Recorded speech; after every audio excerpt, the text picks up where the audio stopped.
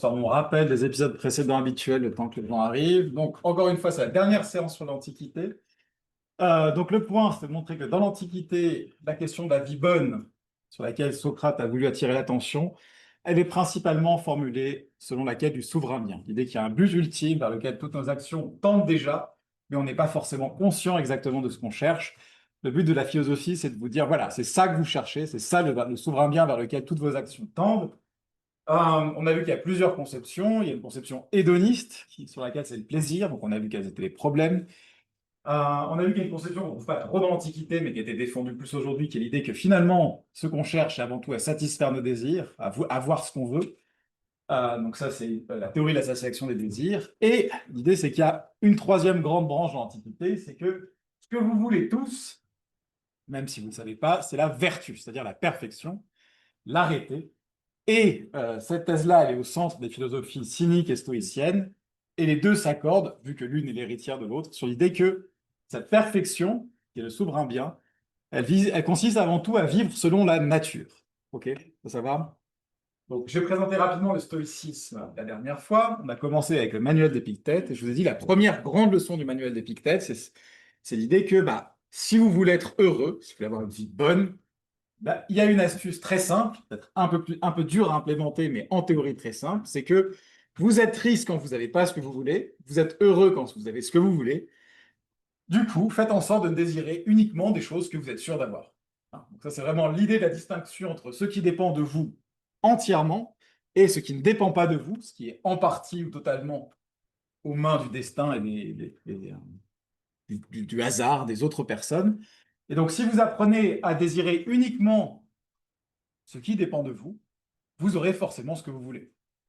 Vous voyez comment fonctionne le truc. Et on s'était arrêté là-dessus. Mais en quoi consiste du coup cette chose que tout le monde désire? C'est la vertu. Alors ce qui est important, c'est que ça donne une liberté à la fois intérieure, mais aussi extérieure, hein. C'est ce que dit Épictète.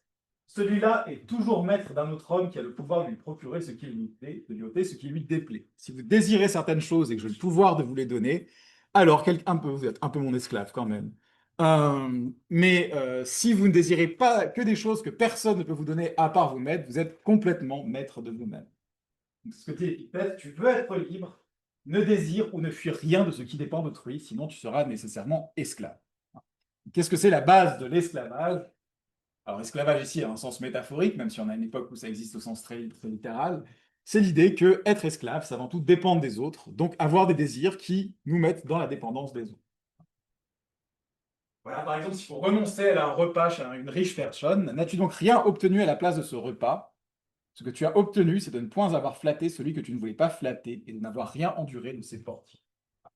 Par exemple, si vous renoncez aux honneurs, vous n'êtes pas obligé d'aller vous humilier au repas de tel sénateur influent ou de telle personne riche, au pied desquels il faut que vous vous jetiez pour faire votre entrée dans la grande société. Vous n'allez juste pas au repas et vous dites, voilà, au moins je suis libre, je n'ai pas à m'humilier. Donc vous voyez, il y a vraiment une filiation avec le cynisme, hein. On retrouve les mêmes idées qu'on avait chez le cynisme. C'est juste que les démonstrations de liberté du stoïcien sont quand même un peu plus sobres que celles du cynisme. Mais l'idée est à peu près la même. Donc, concrètement, qu'est-ce que ça veut dire? Que pour être libre et avoir tout ce que nous voulons, il faut désirer ce qui dépend de nous. C'est la vertu morale, la perfection morale. Pourquoi ça dépend de vous? Parce que la perfection morale réside avant tout dans l'intention. Le fait qu'un acte soit moralement bon, cas pour les stoïciens, ne dépend pas de son résultat. Si vous voulez aider quelqu'un et que vous échouez à l'aider à cause du destin, votre intention était quand même louable, vous étiez vertueux. Si vous réussissez à aider quelqu'un, mais que vous le faites pour des raisons égoïstes, par exemple pour lui demander un service en échange, vous n'êtes pas vertueux. Ce qui compte, ce n'est pas le résultat, c'est l'intention derrière votre action. Et l'intention, elle dépend entièrement de vous pour les stoïciens. C'est votre intention, vous êtes en contrôle. Donc finalement, si ce que vous désirez, c'est la vertu, vous désirez quelque chose qui est complètement dans votre contrôle. Cette idée-là, il faut s'habituer à désirer uniquement ce qui dépend de nous. On la retrouve chez Descartes, qui était un lecteur des stoïciens. Bon, la philosophie est très stoïcienne du côté pratique, hein. Il faut changer nos désirs plutôt que l'ordre du monde, c'est une citation connue de Descartes, et cette citation, elle est littéralement stoïcienne, en fait, hein. C'est une reprise du stoïcisme. Mais il y a une différence entre Descartes et les stoïciens qui est un peu embêtante, c'est que chez Descartes, c'est vous qui décidez ce que vous croyez. Par exemple, c'est vous qui décidez ce que vous désirez, Mais pour les stoïciens, ce n'est pas du tout le cas. On n'a pas de contrôle direct sur nos désirs. On ne peut pas choisir de désirer quelque chose. Pourquoi? Ben parce que pour les stoïciens, le désir, en fait, c'est un résultat de la croyance. Vous désirez quelque chose parce que vous pensez que c'est bon. Donc, pour désirer la vertu, et uniquement la vertu, et ainsi avoir la paix de l'âme et être complètement libre, il faut que vous soyez convaincu que la vertu est la seule chose bonne. Vous ne pouvez pas juste dire, bon, moi, je choisis de ne désirer que la vertu. Il faut que vous ayez des raisons. Hein, vous ne pouvez pas choisir de désirer quelque chose comme ça pour les stoïciens. Il faut d'abord que vous jugiez que la vertu est bonne et que c'est la seule chose bonne. Mais du coup, ça veut dire qu'il faut qu'on vous donne des arguments et des raisons de penser que c'est la seule chose bonne, la vertu. Alors, quelles sont ces raisons? Pourquoi est-ce que la vertu, ce serait la seule chose qui est bonne? Alors, on trouve des arguments chez les stoïciens. Donc là, par exemple, c'est un extrait de Cicéron, du traité des fins, des fins, des biens et des maux, dans lequel il fait parler un stoïcien qui donne des arguments hyper convaincants. Alors, pas selon Cicéron, hein, parce qu'après, il est hyper méchant dans le texte, mais selon un stoïcien, des arguments qui sont censés être convaincants pour conclure que la vertu, c'est la seule chose qui est bonne. Voilà donc les arguments qui sont cités. Hein. Voici donc par quelle déduction les stoïciens prouvent la vérité de ce principe.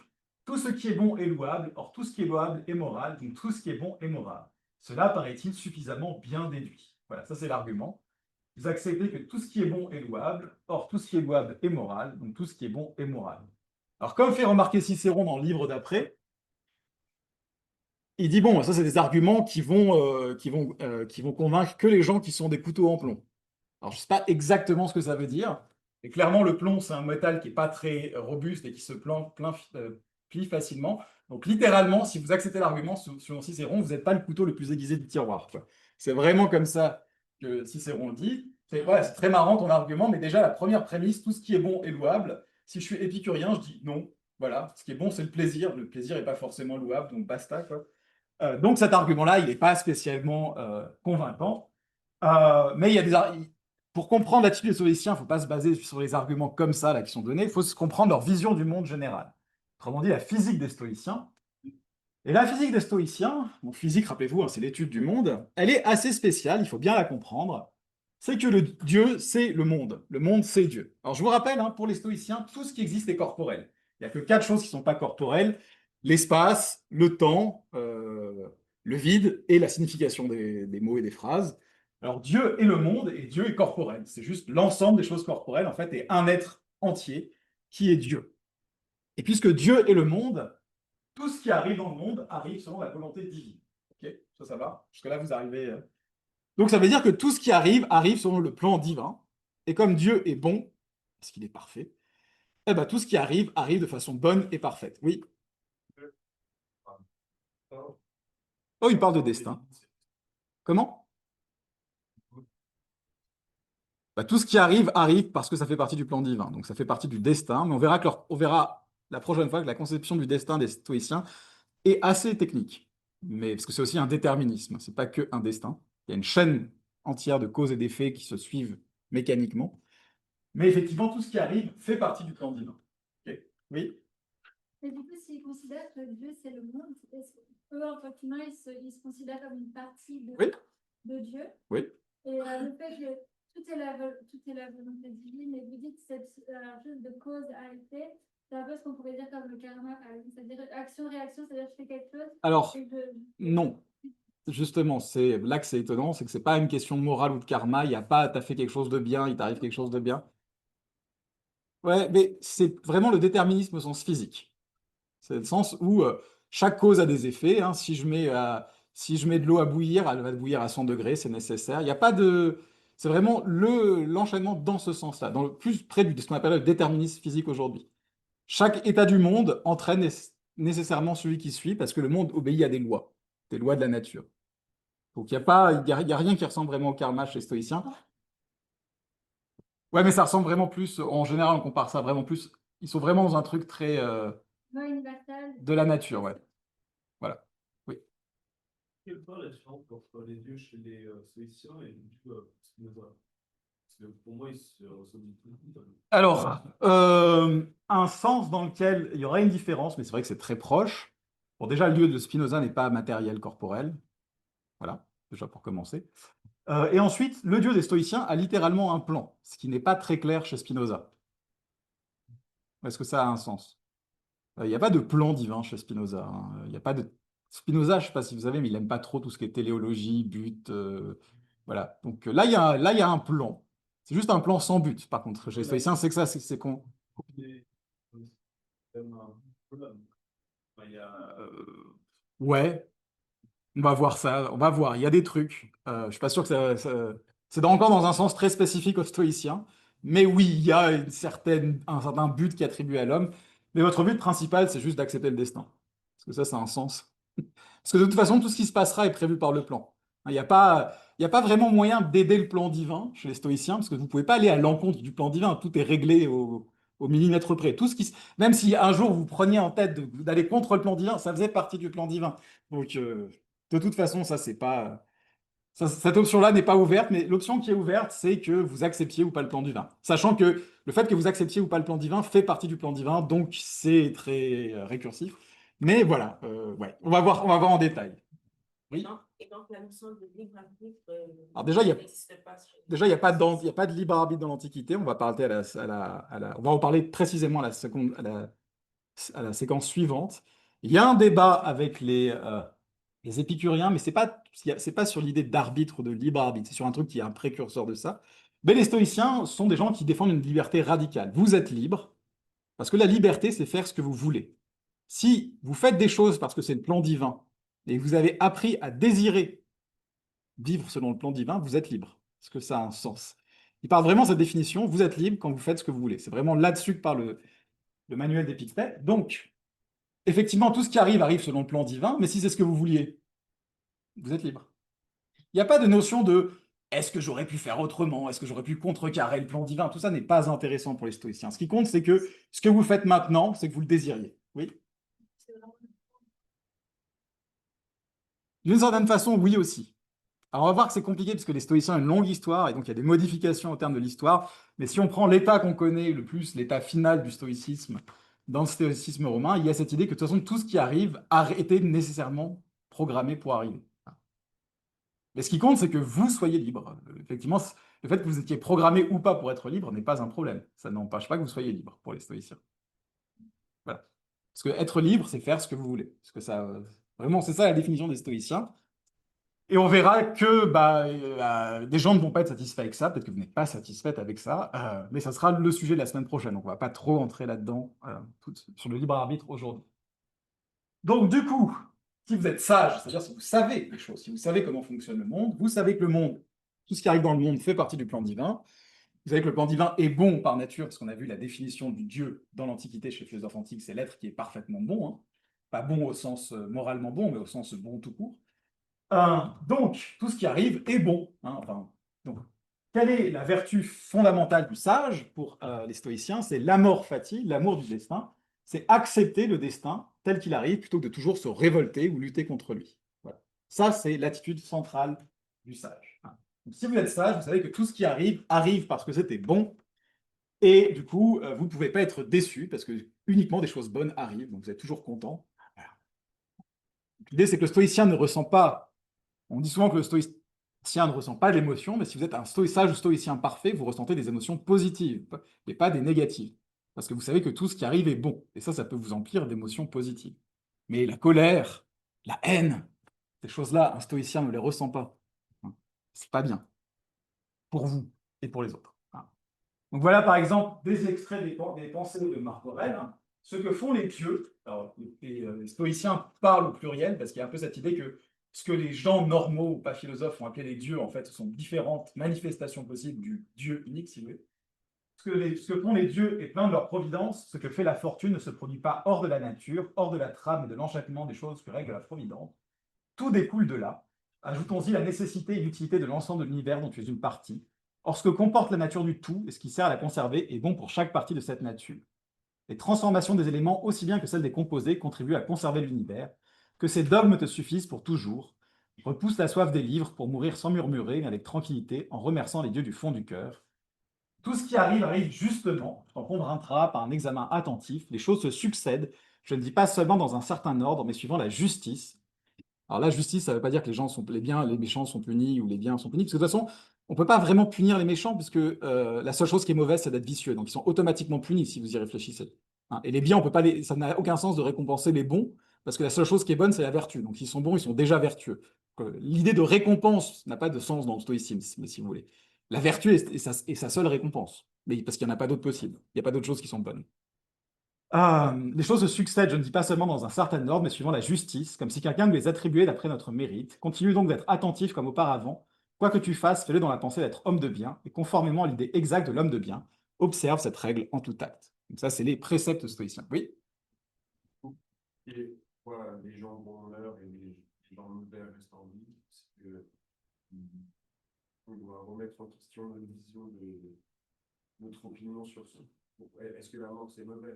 Oui, bien sûr, ça fait partie des. De toute façon, l'idée du stoïcisme, c'est qu'il faut que vous arriviez petit à petit à comprendre que la seule chose qui est mauvaise, c'est être vicieux. La mort, c'est pas mauvais, la souffrance, c'est pas mauvais, la maladie, c'est pas mauvais. La seule chose qui est vraiment mauvaise, c'est le vice. Oui. C'est-à-dire que c'est Dieu. Le but, c'est aussi Dieu. En fait, tout fait partie de Dieu. Oui. Donc, il n'y a rien qui est. Il y a ni bon ni pas.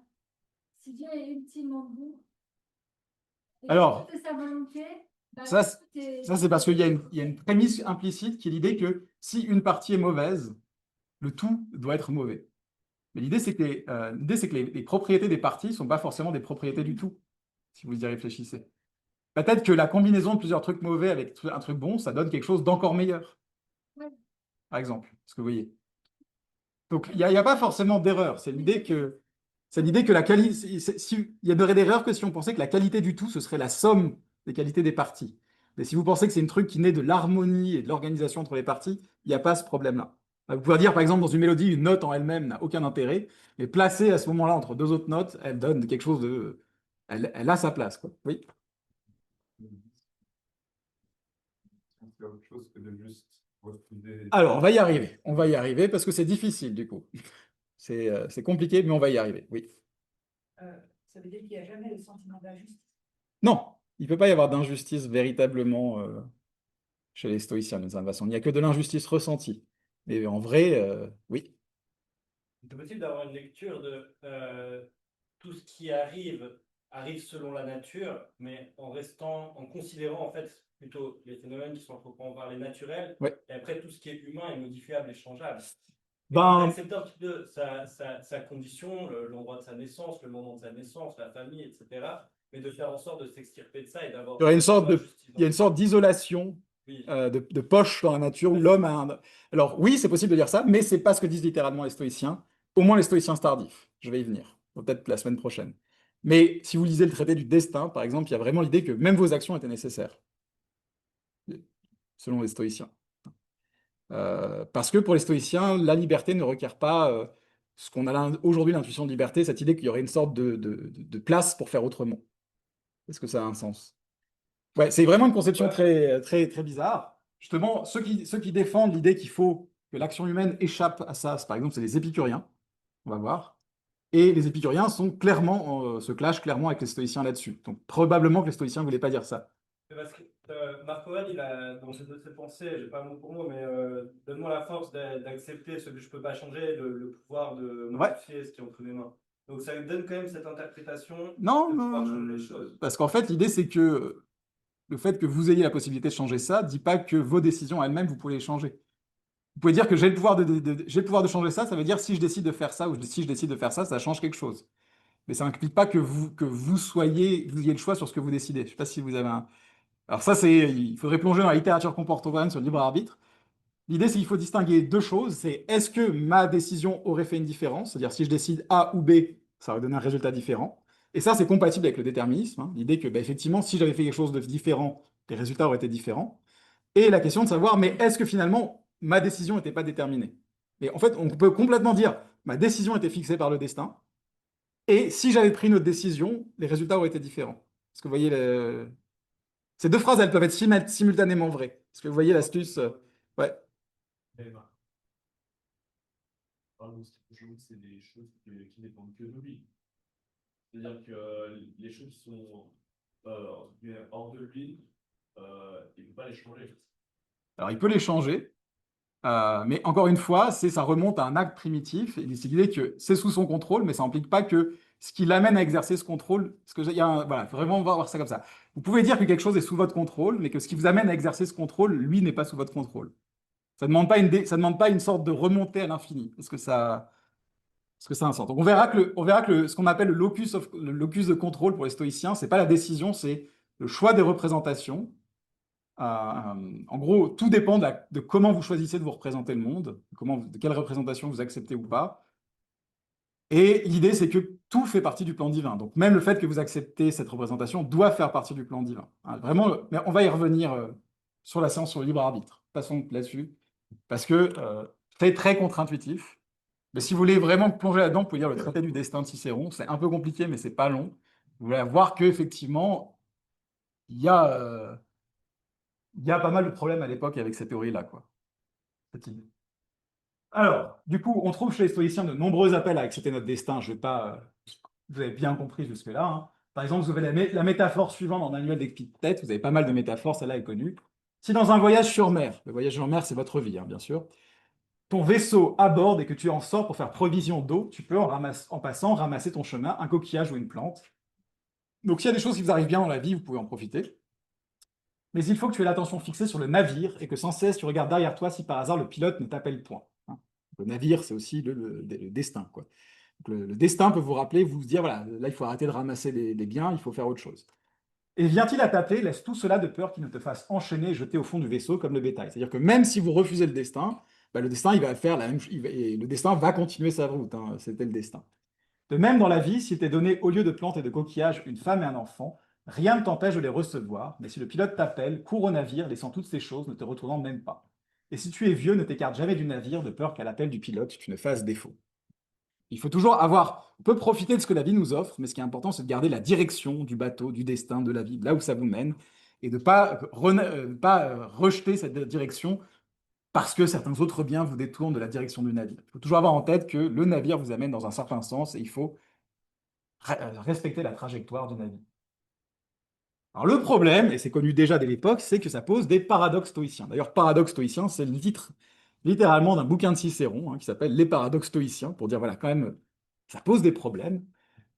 Bah, le premier paradoxe, je crois qu'il a déjà été plus ou moins soulevé dans une question. Si la vertu est le souverain bien, et la seule chose à avoir de la valeur, mais qu'est-ce que doit chercher l'homme vertueux? Alors vraiment, c'est vraiment la question, c'est, ok, j'ai compris, la vertu, respecter le destin, c'est le seul truc qui a de la valeur. Je suis vertueux, qu'est-ce que je fais?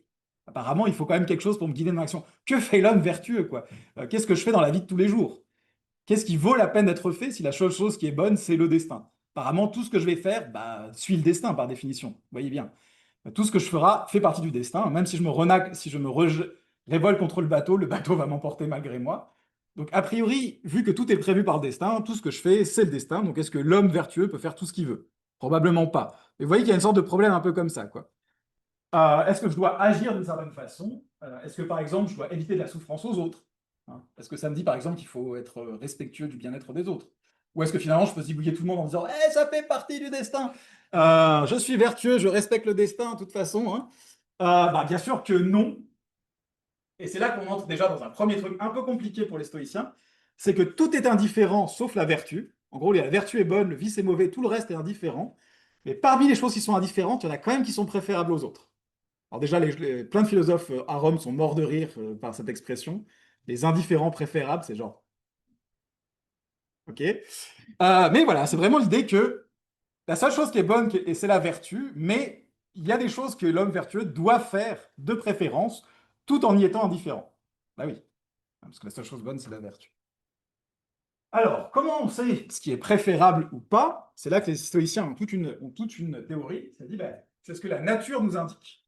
Rappelez-vous, la nature, c'est le plan divin, tout arrive selon la nature, mais la nature, c'est aussi le principe producteur.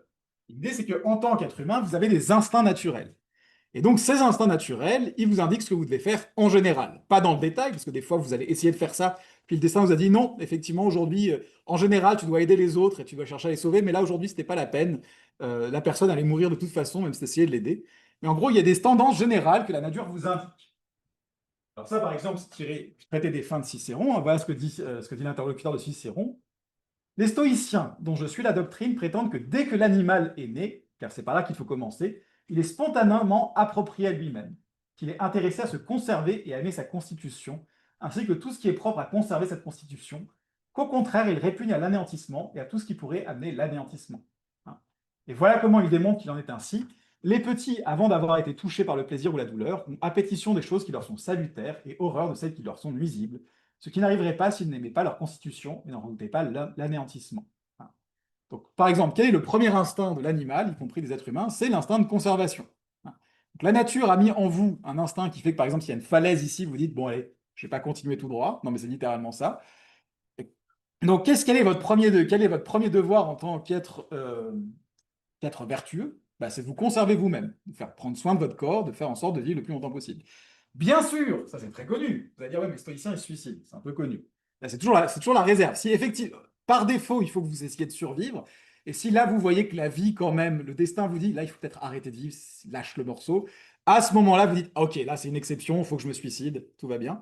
Mais en général, par défaut, le plan divin, c'est que vous vous conserviez vous-même, parce que vous avez l'instinct de conservation en tant qu'être vivant. La nature a mis en vous l'instinct de conservation. Que ça a un sens ou... Donc c'est quelque chose que vous devez faire en général, mais il y aura toujours des exceptions, et en général, le destin vous le signalera. Hein. Généralement, un exemple classique, c'est Sénèque, par exemple, qui reçoit une lettre de l'empereur qui lui dit, voilà, suicide-toi ou je te bousille. Là, clairement, le destin a envoyé un signal qu'il était temps de se suicider, malgré l'instinct de conservation. En tout cas, pour Sénèque, c'est comme ça qu'il l'interprète. Est-ce qu'il n'y a pas des cas où le suicide avec un libre arbitre qui serait incompatible avec le fait que l'homme doit suivre le bon guide? Alors, d'une certaine façon, si vous vous suicidez alors que tout va bien, par exemple, imaginez juste dans un acte de révolte sartrien, camusien, tout ce que vous voulez, l'idée c'est que ce serait en contradiction avec les principes généraux de la nature qu'elle vous a donnés, mais de toute façon, ça faisait quand même partie du plan divin. C'est l'exception qui confirme la règle, si vous voulez. C'est vraiment un truc, c'est une double pensée qu'il faut garder. Les règles que vous donne la nature sont des règles générales, mais le destin peut les contredire, et de toute façon, tout arrive selon le destin. Il y a vraiment... tout arrive selon le destin. C'est vraiment une des bases des stoïciens. Il n'y a pas de truc qui échappe au destin. Donc, dans ce cas-là, si vous faites ça, c'est pas bien, dans le sens où, même si votre suicide respecte le plan de la nature, parce que tout fait partie du plan de la nature, vous étiez quand même un peu en révolte contre le plan que vous suggérez la nature. Vous pensiez être en révolte, c'est ça qui fait que c'est vicieux. C'est pas le fait que c'était vraiment contre la nature, parce que rien ne va contre le plan de la nature. Parce que ça a vaguement un sens, mais je sais que c'est un peu dire, il faut vraiment lire les deux niveaux, quoi. Il y a les préceptes, en gros, il y a des règles générales que vous donne la nature, vous pouvez les contredire, mais le plan dans le détail, vous ne pouvez pas le contredire. Voilà, oui. C'est un truc que j'ai pas compris. Que c'est très important de ne pas, de tout garder pour nous et vraiment de ne pas être dans montrer, genre imaginons si on va rester très humble, on va très peu manger, très peu boire, faire les choses le plus simple possible. Ouais. Faut surtout pas le dire aux autres. Mais du coup, entre Camargue, contradiction, c'est peut-être que du coup, ça s'arrête où? Parce que comment on enseigne le stoïcisme? Si le fait d'être stoïque, on doit le garder pour Non, pour l'enseignement, ça va en fait. Les extraits de. Alors, quand vous lisez les entretiens d'Épictète, il y a vraiment cette idée que ce qui l'embête un peu, ce dont il y a un souci, c'est qu'il y a peut-être certaines personnes qui viennent étudier la philosophie, pas tant pour être vraiment philosophe, qui ont pour ensuite crâner en société et dire voilà, moi je suis philosophe, je suis trop sage, j'ai trop un contrôle sur moi-même, en plus je fais de la logique. Non, mais c'est vraiment ça quand tu lis Épictète, il décrit un peu des élèves comme ça. Donc il y a cette idée que pour éviter cette tentation, il y a l'enseignement, voilà, dans le cercle d'enseignement, on discute de ces choses-là, mais en société, sois philosophe, mais sans montrer que tu es philosophe juste pour frimer, quoi. C'est vraiment ça. enseigner aux autres, genre que eux ils observent à quel point tu es philosophe et que toi tu leur montres pas que tu leur dis pas que tu es philosophe, mais ils observent la façon dont tu vis. Voilà, faut le faire de façon pas ostentatoire, si on voudrait dire. L'idée, c'est que ça pourrait être même, ça pourrait décourager les autres tellement vous êtes prétentieux. Il faut le faire de façon naturelle, sans se vanter d'être philosophe. Regardez, ah, j'ai trop un contrôle sur mes désirs. Voilà, c'est vraiment ça. C'est vraiment une façon de se comporter en société. Donc rappelez-vous, hein, les philosophes sont bannis des fois de Rome, par exemple de la vie d'Épictète, parce que quand même, hein, ils sont un peu casse-pieds. Donc il y a un peu cette idée, voilà, si on veut attirer les gens vers la philosophie, il ne faut pas donner de la philosophie une image de personne insupportable, quoi. Oui. Mais effectivement, c'est quelque chose qui revient assez souvent chez Épictète, cette idée qu'il y en a qu'il a des élèves qui ensuite utilisent la philosophie non pas comme moyen de s'améliorer, mais comme moyen de se sentir au-dessus des autres. Bien sûr, vous ne ferez jamais ça. Oui. Pour les stoïciens, le suicide, c'est un indifférent non préférable. Ouais, exactement, c'est ça. L'idée, c'est que la mort plutôt est un indifférent non préférable. Donc, un indifférent à éviter, on pourrait même dire. La mort, c'est pas une tendance naturelle. Bah, l'idée, c'est que en tant que, alors tendance, c'est une tendance physique naturelle, on pourrait dire tout meurt, mais c'est pas une tendance, un instinct. Vous n'avez pas un instinct de mort. Est-ce que ça a un sens dans ce sens-là? C'est pas un des instincts qu'a mis la nature. Votre instinct, c'est de vous conserver. Donc faites le mieux pour vous conserver, bien sûr sans excès qui amènerait à d'autres vices, hein. Sauf si vous voyez que là, c'est plus la peine de continuer, que le destin vous signale bien que là, c'est bon, vous pouvez arrêter, quoi. Alors bien sûr, c'est toujours dur de, ça, de savoir exactement quand la nature vous dit laissez tomber, mais c'est un peu l'idée. Voilà, votre premier devoir, devoir, c'est de prendre soin de vous, hein. Alors je saute ça, c'est toute une discussion, parce que comme les stoïciens n'aiment pas les épicuriens, ils n'aiment pas le plaisir, ils essayent de dire, non mais essayer d'avoir le plus de plaisir possible, c'est carrément pas une tendance naturelle. Les gens ne cherchent pas naturellement le plaisir. Le plaisir, c'est quelque chose que la nature vous donne pour vous récompenser d'avoir euh, atteint la survie ou avoir mis votre corps en paix. C'est plus un bonus que la nature vous donne, mais vous n'avez pas l'instinct de chercher le plaisir. Ah, parce qu'ils n'ont pas envie ils ont pas envie de conclure que vous ayez le destin, le devoir par la nature d'aller avoir le plus de plaisir possible. Je ne vais pas rentrer là-dedans, ça c'est vraiment les débats spécifiques avec les épicuriens. Alors, ce qui est très important chez les stoïciens, c'est l'idée que ce qui distingue l'homme des autres animaux, c'est que l'homme est un être social, il est naturellement social. Bon, là, on est dans une vision du monde qui est proche d'Aristote et qui s'oppose, par exemple, aux épicuriens ou aux sophistes, hein. Les épicuriens et les sophistes pensent que l'homme est naturellement pas social, ils se mettent juste ensemble parce que c'est utile, ils construisent des lois. Mais pour les stoïciens, c'est clair que naturellement, on est fait pour vivre en société. L'homme est naturellement social, et donc ça va entraîner tout un tas de devoirs, enfin d'office, on va dire, enfin, de choses que vous devez suivre. Hein, voilà par exemple le texte. Une chose essentielle selon les stoïciens est de bien se mettre dans l'esprit que c'est la nature qui crée l'amour des parents pour leurs enfants, tendance première qui a servi de point de départ à cette union dont nous suivons les progrès du genre humain en société. Par exemple, naturellement, les enfants prennent soin de leurs parents, donc c'est un devoir pour les parents de prendre soin de leurs enfants, parce que c'est une tendance naturelle. Ce serait aller contre la nature, ce serait contre nature pour des parents de ne pas prendre soin de leurs enfants. Ça va? Bon, après, s'il se trouve que votre fils devient un dictateur, peut-être que le destin vous enjoindra de le zigouiller, mais voilà. En général, toujours, c'est vraiment les règles en général. Toutes choses égales par ailleurs, prenez soin de vos enfants, quoi. Tout d'abord, il est impossible de ne pas avoir cette idée quand on voit la configuration des organes du corps, dont l'aspect suffit à montrer que la nature a eu égard au fait de la reproduction. Donc ça aussi, c'est assez naturel. Il n'y a pas d'obligation, mais c'est bien d'avoir des enfants, parce que la nature, clairement, vous a fait pour que vous ayez des enfants. Là, on n'est clairement pas non plus dans l'épicurisme où les enfants, c'est juste complètement en dehors du radar. Là, il y a vraiment cette idée, il faut œuvrer à la société, par exemple en faisant des enfants, et en plus en prendre soin. Or, il serait forcément contradictoire que la nature veuille la reproduction des êtres et ne fit rien pour que les êtres reproduits fussent l'objet d'une affection. Hein, donc, en gros, c'est si la nature vous a construit pour que vous fassiez des enfants, elle a probablement fait en sorte que vous deviez prendre soin de ces enfants. Même chez les animaux, cette action de la nature peut très bien se remarquer, à voir la peine qu'ils se donnent pour mettre au monde et pour élever leurs petits. De cet instinct dérive aussi un sentiment naturel commun à tous les hommes qui les intéresse les uns aux autres et qui fait qu'un homme, par cela seul qu'il est homme, ne peut absolument pas être un étranger aux yeux d'un autre homme. Et l'idée, c'est que ce n'est pas juste les parents et les enfants, mais il y a aussi un instinct général où, par défaut, nous avons souci des autres êtres humains, même si nous ne les connaissons pas. Vraiment, c'est l'idée, si vous croisez quelqu'un en train de crever sur la route et que vous pouvez juste le sauver en faisant pas beaucoup d'efforts et en appelant quelqu'un, normalement, vous le feriez, même si ça vous demande un petit peu d'effort. Vous n'êtes pas naturellement pas indifférent aux autres êtres humains, pour les stoïciens. On a une sorte de sens fraternel envers tous les autres êtres humains, qui peut bien sûr être étouffé par d'autres pulsions, hein, mais en tout cas, il y a cette idée qu'on est une espèce plutôt bienveillante les uns entre les autres. Voilà, c'est juste que le mot n'existe pas spécifiquement à l'époque pour désigner ça, mais on pourrait le traduire par la sympathie, l'empathie, dans des termes plus 17e, 18e, 19e, quoi.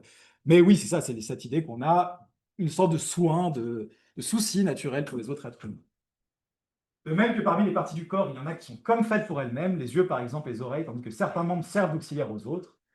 De même, il y a certaines bêtes sauvages qui n'existent que pour elles-mêmes, tandis qu'il en est tout autrement de la bête appelée, voilà. Donc en gros, l'idée, c'est qu'il y a les fourmis, les abeilles, les cigognes font certaines choses, non seulement pour elles, mais aussi pour d'autres. Il en est ainsi chez les hommes, mais l'union est plus étroite. Nous sommes ainsi par la nature même préparés à former des groupements, des assemblées, des cités. Donc en gros, l'idée, c'est que la vie politique, la vie en cité, c'est pas un truc que l'homme a créé un jour contre sa nature, c'est dans la nature même de l'homme de vivre en cité, de former des collectivités, de délibérer ensemble pour créer des lois. Donc toutes ces choses-là, ça fait partie des devoirs. Donc par exemple, l'idée, c'est que vivre selon la nature, c'est pas vivre tout seul dans la forêt, ça c'est contre votre nature d'être humain, hein. L'être humain, il est fait pour vivre en société, prendre soin des autres. Et donc, un des devoirs que vous avez, c'est d'être un membre d'une société et de faire en sorte que cette société fonctionne. Donc, quelque chose que vous n'avez pas dans les slides, c'est comment vous décidez plus précisément ce que vous devez faire. Au cœur de l'éthique stoïcienne, il y a l'idée des offices. On a un traité qui s'appelle De Officium de Cicéron. L'idée, c'est que en général, ça va toujours avec cette idée de destin. Alors, comme vous êtes un être social qui prenez soin des autres, vous devez vous jouer votre rôle dans la société. Et ce que vous devez faire précisément vous est indiqué par la place où vous a foutu le destin. Donc vraiment, l'idée, c'est que par exemple, si, je ne sais pas, vous êtes médecin, votre devoir, c'est de soigner les autres. Si vous êtes enseignant, c'est d'enseigner correctement. Si vous êtes élève, c'est d'écouter. Si vous avez des parents, c'est de prendre soin de vos parents aussi, ça marche dans l'autre sens. Si par exemple, vous n'avez pas d'enfants, mais que vos frères et sœurs sont morts dans un accident et que c'est à vous de vous occuper de leurs enfants, puisque vous êtes placé par le destin comme étant le plus proche parent. Donc, en gros, vous devez identifier ce que vous devez faire à partir de l'endroit, précisément, de votre position dans la société. Et chacun a des devoirs plus ou moins différents en fonction de l'espace où vous a placé le destin. Je ne sais pas si ça a vaguement un sens. Donc l'idée, c'est qu'il n'y a pas de morale universelle, hein. Les stoïciens ne proposent pas de morale qui tiendrait dans des règles universelles. Leur idée, c'est qu'il faut décider ce que la nature, à la fois les instincts naturels et le plan divin, veut que vous fassiez en fonction de là où elle vous a situé. Donc déjà, il y a des devoirs qui sont que vous avez tous, parce que ce sont des devoirs qui s'adressent à tous les êtres humains en fonction de votre instinct. La nature vous a donné ses instincts, il faut les suivre. Mais ensuite, il y a des positions spécifiques qui font que vous aurez des devoirs que d'autres n'auront pas, parce que c'est là où vous êtes. Voilà. Non, pas du tout immuable, hein. Vous pouvez devenir esclave, puis devenir conseiller du roi 10 ans plus tard, c'est Rome. L'idée, c'est qu'il y a pas votre place, elle n'est pas définie. Vos devoirs, ils sont définis ici et maintenant par la place dans laquelle vous êtes ici et maintenant, quoi. C'est la position dans laquelle vous êtes qui dicte ce que vous devez faire. Mais il n'y a pas de place immuable. Au cours de votre vie, vous pouvez occuper beaucoup de positions. Par exemple, le devoir de s'occuper de vos enfants, vous l'avez peut-être à 40 ans, mais peut-être pas à 20 ans, quoi. Il s'est passé quelque chose entre les deux. Vous avez eu des enfants, donc votre place, techniquement, a changé.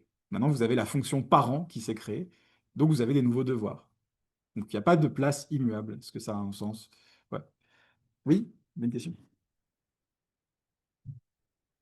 Ça va. Voilà. Ah oui, oui, oui. Mais on est né pour faire une chose et le mieux on fait cette chose, le mieux c'est. Il n'y a pas une chose, ça va dépendre. Peut-être dans votre vie, vous aurez plusieurs positions. Peut-être au début, vous serez soldat et votre but, ce sera d'aller vaillamment au front et de ne pas avoir peur. Puis 15 ans après, vous serez général, donc vos devoirs ne seront pas les mêmes, quoi. Puis à la fin, vous serez sénateur et encore une fois, vous aurez d'autres devoirs. Il n'y a pas.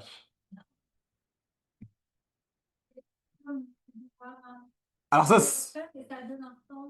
il n'y a pas de discussion du sens de la vie dans l'Antiquité. C'est un peu le point. Là, on est vraiment sur la vie bonne. Qu'est-ce qui fait que votre vie est bonne? C'est que vous remplissez votre fonction de la façon la plus optimale possible, étant donné la place que vous a assignée la nature, quoi. Le destin / la nature. Oui. Du coup, il y a un lien avec Aristote, qui pensait aussi qu'il fallait réaliser son essence. Exactement. Sauf que là, c'est pas tellement en temps d'essence qu'en termes de place que vous a assignée la nature. Parce que qui est plus variable que votre essence. Parce que l'idée, c'est que chez Aristote, du coup, la réalisation de l'essence, c'était toujours la vie théorétique qui était le pic, tandis que là, c'est pas évident chez les stoïciens que ce soit ça, hein. Selon la fonction que vous avez accordée, ça va suivre la plan de la nature, ça va consister en des choses assez différentes. Effectivement, si vous êtes un scientifique, peut-être que la vie théorétique sera la chose que vous devez faire, mais si vous êtes, je sais pas, infirmier, peut-être que là, c'est quelque chose de plus pratique qui sera demandé de vous, quoi. Oui. Pour les animaux, pour les plantes, chaque personne dans l'écosystème a un rôle à remplir et c'est ce qui fait une sorte de Alors, harmonie, en fait, qui maintient le. oui et non, tout le monde a un rôle à jouer dans le plan divin, mais il y a l'idée qu'il n'y a qu'une seule espèce qui peut se dire, tiens, je vais faire intentionnellement ce qu'il faut pour suivre le plan divin, pour être en accord avec la nature. Les animaux ne se posent pas la question de savoir, ah tiens, ça c'est mes instincts naturels, donc il faut que je fasse ça, ça, ça, ou ça c'est ma place dans la société, donc il faut que je fasse ça, ça, ça. L'idée c'est que l'être humain se distingue par cette part de divin qu'il a en lui, selon les stoïciens, qui n'ont pas les animaux, qui lui permet de penser consciemment, de le faire consciemment, quoi. De s'accorder consciemment au plan du vin, plutôt que de juste le subir. Tu vois. Ouais. Alors, le second paradoxe stoïcien, donc là, on comprend ce qu'il faut que les gens fassent, hein. Le sage n'aime que la vertu, mais il essaye de faire ce qui est indifférent mais préférable, c'est-à-dire survivre, avoir une famille, avoir de l'argent pour prendre soin de sa famille, remplir ses devoirs, les devoirs qui vont avec sa fonction, etc. Tout ça, c'est des préférents, c'est des indifférents préférables. Donc, qu'est-ce que fait le sage stoïcien? Il identifie les indifférents préférables, il est toujours indifférent, mais il essaye d'une certaine façon de les accomplir. Et ça nous amène au second paradoxe stoïcien qui dit, mais attends. Si le sage il doit essayer de faire des trucs, vraiment, est-ce que ça ne le rend pas esclave du destin? Est-ce qu'on n'est pas revenu à la case départ? Si par exemple, moi je me dis, voilà, mon devoir en tant que parent, clairement, c'est de prendre soin de mes enfants. Donc je vais essayer de prendre soin de mes enfants, mais c'est pas dit qu'il n'y en ait pas un ou deux qui meurent dans l'action, surtout à l'époque, hein. Voilà, maladie, guerre, tout ce qu'on veut là. Donc en fait, là, du coup, si je cherche à assurer la protection de mes enfants, est-ce que je ne suis pas en train finalement de chercher des choses qui ne dépendent pas de moi? Parce que vous voyez, parce que finalement, le sort de mes enfants ne dépend pas entièrement de moi. Finalement, est-ce que je ne m'expose pas à nouveau au malheur? Et la réponse des stoïciens, c'est non, parce qu'en fait, ce que tu dois chercher, c'est pas à prendre soin de tes enfants, c'est à faire ce que tu dois chercher, c'est à faire tout ton possible pour que tes enfants survivent. Et ça, tu peux le faire même si tes enfants meurent, d'avoir fait tout ton possible. Parce que vous voyez un peu le truc. Tu ne dois pas désirer que tes enfants survivent, parce qu'encore une fois, tu retombes dans l'idée que finalement, tu vas désirer des choses qui ne dépendent pas de toi, tu vas être malheureux, tu vas refuser le destin. Par contre, ce que tu dois désirer, c'est d'être un bon parent au sens de faire le mieux que tu puisses pour que tes enfants survivent. C'est ça que tu dois désirer, c'est pas la survie de tes enfants. Parce que ça a vaguement un sens. Parce que vous voyez la distinction entre les deux. Donc ça, c'est les stoïciens ont plein de métaphores pour désigner ça. Déjà, ils disent, voilà, il faut que tu distingues les actions qui désirent un autre but, comme par exemple cuire du pain. Si le pain est foutu, votre action est ratée. Et par exemple, la sagesse, c'est comme la danse. C'est une métaphore qu'utilisent les stoïciens. Quand tu danses pour danser. Tu ne cherches pas autre chose autre chose de la danse. Alors certainement, ça peut épater la galerie, ça peut plaire aux gens, mais ça, ce ne sont pas ce que tu cherches. Ce que tu cherches, c'est danser pour danser. Alors, une autre métaphore qui est utilisée ici dans ce texte de Cicéron, c'est ça. Il dit, voilà, le sage, c'est comme le bon archer. Le bon archer, c'est pas celui qui touche la cible, parce que des fois, il peut y avoir un coup de vent, ou parfois, quelqu'un qui est complètement nul peut toucher la cible par erreur. C'est pas ça qui fait le bon archer, c'est pas toucher la cible, c'est faire tout, prendre la meilleure position possible pour toucher la cible. C'est ça qui fait le bon archer. Et des fois, il touche pas la cible parce que il y a des facteurs qui dépendent pas de lui, hein. Tremblement de terre à ce moment-là, grande bourrasque de vent. Mais ça, c'est pas grave. Ce qui fait que vous êtes un bon archer, c'est pas le fait de toucher la cible, c'est de prendre la meilleure position possible pour toucher la cible. Oui. Et le fait de se tromper nous-mêmes, d'avoir une attention, après, ça dépend non plus pas de nous. Alors, on a tout fait pour se concentrer, mais qu'on a eu un moment d'inattention, on s'est déconcentré. Alors effectivement, si vous aviez tout fait pour être concentré, dans ce cas-là, ça ne... Voilà, si par exemple votre inattention est due à, je sais pas, les troubles de l'attention sur lesquels vous n'avez pas de contrôle, effectivement, ça ne serait pas. Mais si effectivement vous auriez pu les éviter en faisant encore mieux, vous n'êtes pas complètement un sage stoïcien. Oui? On a le droit d'agir, mais pas aucune d'action, c'est-à-dire d'avoir un certain détachement que je fais de mon mieux, je fais C'est ça. faire, mais Il faut faire de votre mieux. Faire votre mieux, c'est la perfection, c'est ce que disent les stoïciens. Mais il ne faut pas désirer que votre action ait du succès, réussisse. c'est intéressant parce qu'il y a trop de similarités avec la Bhagavad Gita qui date d'il y a 5 000 ans. Avec tous ces concepts, en fait, ils disent la même chose, mais avec d'autres noms, mais c'est pas similaire. Eh ben justement, on va voir si du coup les problèmes dans lesquels tombent les stoïciens s'appliquent aussi à cette pensée-là. Alors du coup, voilà, ça c'est la sagesse stoïcienne, c'est la partie éthique. Et alors comment est-ce qu'on atteint la sagesse? Ben, en jugeant bien. Ça c'est important. C'est l'idée que finalement, on a vu que la vertu réside dans l'intention. L'intention, elle dépend de vos désirs. Hein, c'est parce que vous désirez telle ou telle chose que vous allez avoir l'intention de faire telle chose. Alors il n'y a pas de coupure, hein, on verra que le christianisme introduit cette idée que les désirs ne se transforment pas immédiatement en intention, parce qu'il y a la volonté qui fait une porte entre les deux. Mais ça n'existe pas dans la philosophie antique. Il y a l'idée que si vous avez bien l'intention de faire ça, c'est parce que vous aviez le désir de faire ça. Et si vous aviez le désir de faire ça, c'est parce que vous pensiez que cette chose-là était bonne. Donc il y a une sorte de connexion automatique, mécanique chez les stoïciens entre juger quelque chose est bon, le désirer, et puis avoir l'intention de se le procurer si l'occasion vous est donnée. Du coup, en fait, tout réside dans le bon usage du jugement. Pour désirer les choses, pour désirer uniquement la vertu, il faut réussir à juger correctement que la vertu est la seule chose bonne. Vous pouvez, il n'y a pas, c'est important, chez les stoïciens, il n'y a pas ce qu'on appelle la faiblesse de la volonté, ça n'existe pas. Il n'y a pas la possibilité de se dire, ah, j'adorerais faire ça, ça c'est vraiment ce que je devrais faire, mais finalement je vais faire autre chose. Par exemple, si vous dites, voilà, il faudrait que je révise sérieusement, et vous vous retrouvez en train de regarder une série toute la soirée, oui, vous êtes là, oui, je savais que la chose mieux à faire, c'était de réviser, mais les désirs m'ont emporté en dehors du jugement. Les stoïciens disent non, arrête tes conneries. Si tu as fait ça, c'est parce qu'au fond, tu jugeais que la meilleure chose à faire, c'était de passer ta journée, ta soirée à regarder des séries. Tu dis que tu as compris que c'était mieux de faire ça, mais en fait, au fond de toi, tu n'as pas vraiment compris. C'est des mots creux. C'est vraiment quelque chose qui ressemble au premier Socrate, hein. L'idée, c'est que si vous avez compris que ça, c'était bien, vous désirez ça, il n'y a pas d'autre extrémité. Donc vraiment, tout repose sur le fait de bien juger, selon les stoïciens. Et du coup, tout repose sur le bon jugement. Et la troisième partie de la philosophie, c'est la logique chez les stoïciens, c'est la discipline du bon jugement. Alors ça donne des choses assez intéressantes, hein, qui peuvent nous sembler borderline un petit peu bizarres. Par exemple, cet extrait du manuel d'Épictète qui est fantastique, c'est « Rappelle-toi que ce n'est point celui qui t'injurie ou te frappe qui t'outrage, c'est l'opinion que tu as d'eux qui t'outrage. Quelqu'un t'a hérité, sache que c'est ton opinion sur lui qui t'irrite. Efforce-toi donc avant tout de ne point te laisser emporter par ton imagination, car si une première fois tu gagnes du temps et un délai, il te sera plus facile ensuite de te maîtriser toi-même. » Donc en gros, c'est imaginez que quelqu'un vous insulte, il y a espèce d'épicurien, et là vous vous mettez en colère, et vous avez envie de le taper. Ce que dit Épictète, c'est, voilà, tu t'es mis en colère, et puis c'est pas la faute du tout de la personne qui t'a insulté, c'est ta faute. Hein. C'est parce que tu as jugé que c'était mal d'être insulté. Mais tu devrais comprendre qu'en fait, c'est indifférent. Et une fois que tu auras jugé que c'est complètement indifférent, tu ne te mettras plus en colère. Donc si tu te mets en colère, faut pas se dire, c'est la faute de cette personne, faut que je me venge. Faut dire, non, non, bah, du coup, j'ai été nul, j'ai pas bien jugé. Du coup, la prochaine fois, j'essaierai de juger mieux. Parce que si vous jugez que c'est indifférent qu'on vous insulte, vous ne vous mettrez pas dans un état émotionnel. Donc finalement, c'est un peu votre faute quand même. Surtout ça, la discipline du stoïcien. C'est de dire ce qui compte, c'est avant tout le jugement. Donc, par exemple, nous pouvons apprendre le dessein de la nature par les choses où nous ne tirerons pas d'avis les uns à l'égard des autres. Par exemple, quand l'esclave d'un autre casse une coupe, te voilà prêt à dire c'est un accident ordinaire. Imaginez que vous êtes chez votre ami, il a son esclave, bien sûr, forcément, et là, il casse, je sais pas, le mug préféré de cette personne, et cette personne se met en colère. Mais vous, vous êtes un peu extérieur à la situation, vous dites, bon, c'était juste un mug, on s'en fout, quoi.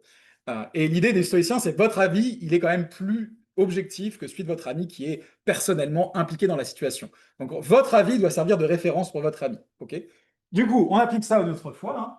Sachant que si on te casse la tienne, il faut te montrer tel que tu étais quand celle de l'autre elle est cassée. Donc, si quelqu'un casse votre mug préféré, il faut vous dire, attends, si j'étais une personne extérieure, je me dirais, bon, c'est peut-être pas la peine de se mettre dans cet état-là.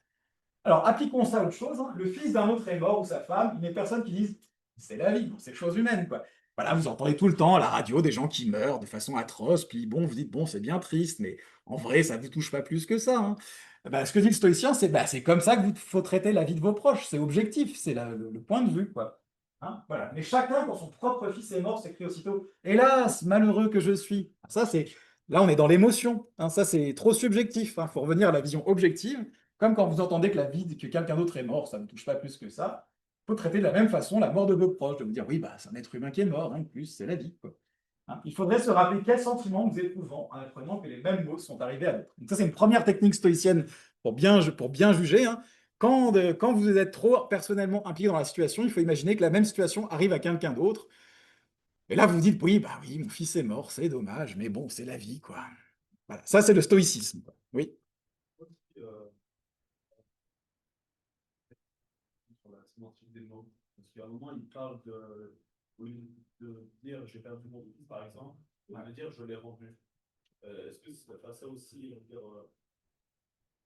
Alors, on va y revenir. Pour eux, c'est pas une question juste de sémantique, mais oui, il y a ça. Mais je vais y venir en 5 secondes. Il y a un truc. Je vais vous donner un exemple de Marc Aurèle qui est très bien. Voilà, donc.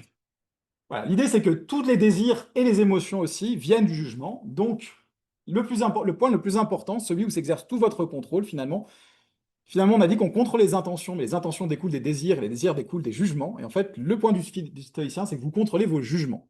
C'est là-dessus que vous contrôlez toute votre vie mentale, c'est parce que vous pouvez décider de ce que vous jugez. Alors bien sûr, l'idée du stoïcien, c'est pas un cartésien ou quelqu'un du XVIIe, XVIIIe siècle qui dit vous pouvez choisir de croire à des choses absurdes. Ça, c'est pas possible pour un stoïcien.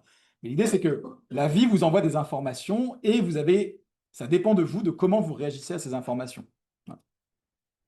Voilà, donc par exemple, d'autres exemples de sagesse stoïcienne. Devant chacun des objets qui attirent l'âme, qui apportent avec eux une utilité ou qui se font chérir, souviens-toi de te demander quelle est la nature de cet objet. Donc là, par exemple, c'est de se dire, voilà, là j'ai quelque chose qui me paraît désirable, mais le désir, l'attractivité, c'est quelque chose dans mon esprit. Objectivement, quelle est cette chose? Décrivons cette chose objectivement. Commence par les petites choses. Si tu aimes un vase d'argile, dis, c'est un vase d'argile que j'aime. Pareil, c'est l'exemple de votre tasse préférée. Dites-vous, bah, finalement, c'est juste une tasse.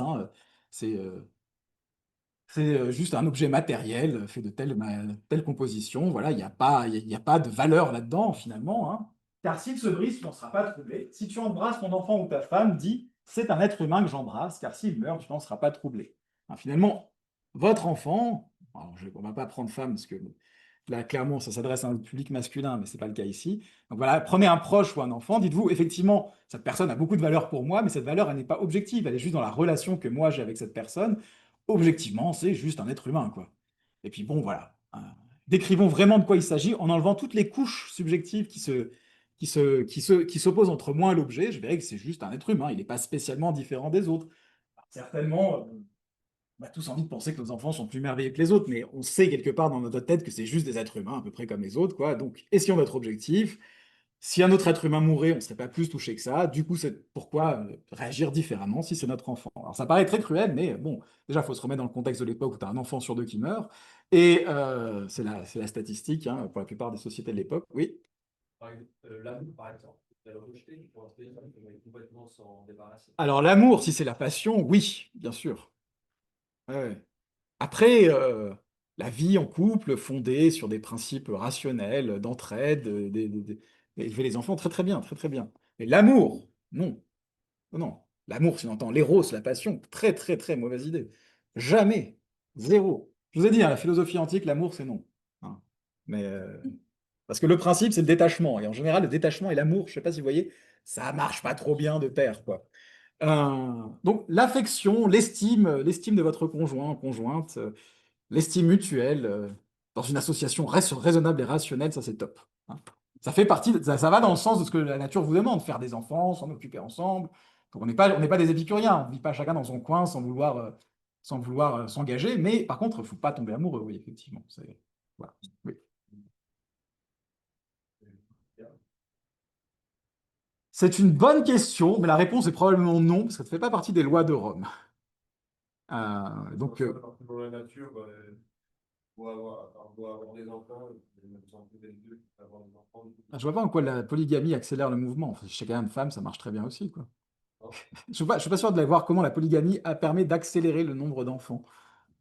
Non, mais justement, Ouais. il n'y aurait pas besoin d'être polygame parce que. Ah non, non, non, non, il n'y a pas besoin. En plus, il y a vraiment cette idée, de toute façon, si vous êtes né à Rome, vous devez aussi respecter les lois de Rome, etc.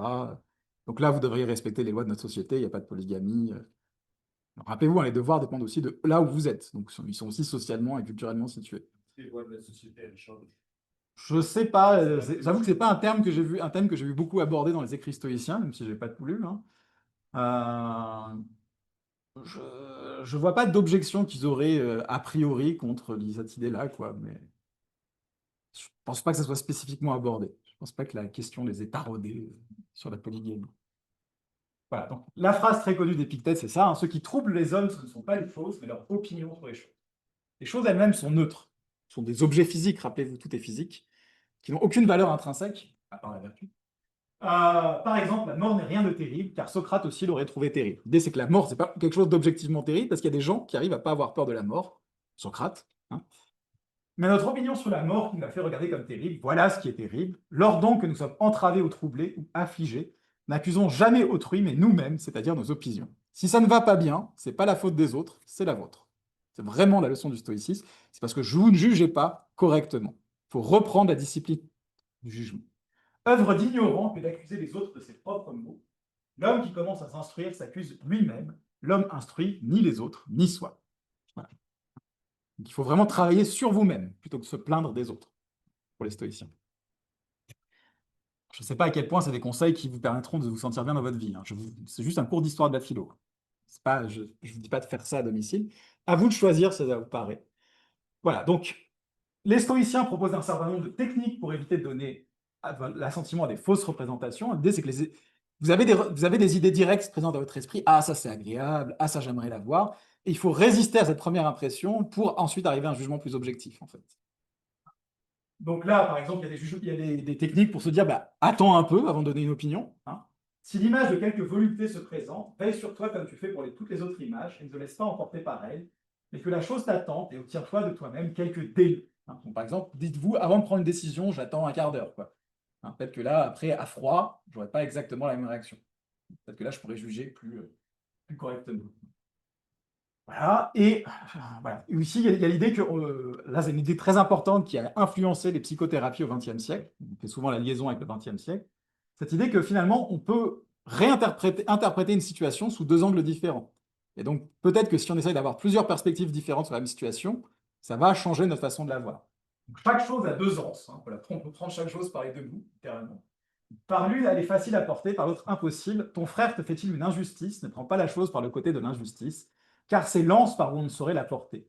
Et plutôt prends-la par ce côté, c'est un frère, un homme nourri avec toi, et tu prendras la chose par où elle est supportable. Là, l'idée, c'est peut-être se concentrer sur les aspects de la situation qui nous permettent de ne pas nous emporter. Effectivement, cette personne s'est mal conduite avec moi, mais c'est mon frère, c'est un ami, on a plein de bons souvenirs en commun, calmons-nous 2 secondes, etc., etc. Donc, focalisons-nous sur les événements. Alors, un exemple d'exercice spirituel très connu, c'est ce qu'on appelle la définition matérielle, hein, comme je vous dis, l'idée qu'il faut décrire les choses telles qu'elles sont vraiment plutôt que telles qu'elles nous apparaissent à première vue. Ça, c'est un passage très connu des pensées de Marc Aurèle, dans lequel il pratique cet exercice et il en donne des exemples. Au précepte déjà exposé, ajoutez-en un encore, déterminez toujours et décrire l'objet de toute représentation qui s'offre à l'esprit, afin de le voir à part et à nu, tel qu'il est en son fond matériel, tout entier et sous toutes ses faces, et de dire son nom et le nom des éléments dont il se compose et dans lesquels il se résoudra. Donc vraiment, si vous avez un objet, décrivez-le vraiment tel qu'il est, pas tel qu'il vous apparaît, pour vraiment voir sa nature. Rien n'est mieux fait pour élever l'âme que de pouvoir définir avec méthode et suivant la vérité chacun des objets qu'on rencontre dans la vie, que de le regarder toujours de façon à comprendre ce qu'est l'ensemble auquel il appartient et de quelle utilité il est pour cet ensemble. Je ne vais pas tout lire, je vais juste vous donner les exemples que donne Marc Aurèle un peu plus loin. À propos des mets préparés au feu de tous nos aliments, nous faisons une idée de ce qu'ils sont. Ceci, par exemple, est le cadavre d'un poisson, cela le cadavre d'un oiseau ou d'un porc. Donc, par exemple, si vous êtes triste de ne pas pouvoir manger de la viande très chère, ou si le fait de manger dans des restaurants fantastiques vous amène à dépenser beaucoup d'argent que vous pourriez utiliser pour vous occuper de vos enfants, soyez raisonnable et vous dites finalement, c'est quoi un steak? C'est juste un morceau de cadavre d'animal. Puis là, on voit finalement, est-ce que ça a vraiment de la valeur? Je ne crois pas, hein. Donc là, c'est vraiment la description qui fait redescendre un peu votre première attraction. Pareillement, le Falern, qui est un vin très cher de l'époque, et le jus d'un raisin. Qu'est-ce que c'est ce vin très très cher dont la bouteille est à 500 francs? C'est juste du jus de raisin, pourri, hein, je sais pas, écrasé avec des pieds dégueulasses. Voilà, hein. Ou bien la robe prétexte, qui était une robe rouge, hein, qui était réservée à certaines fonctions dont j'oublie le nom.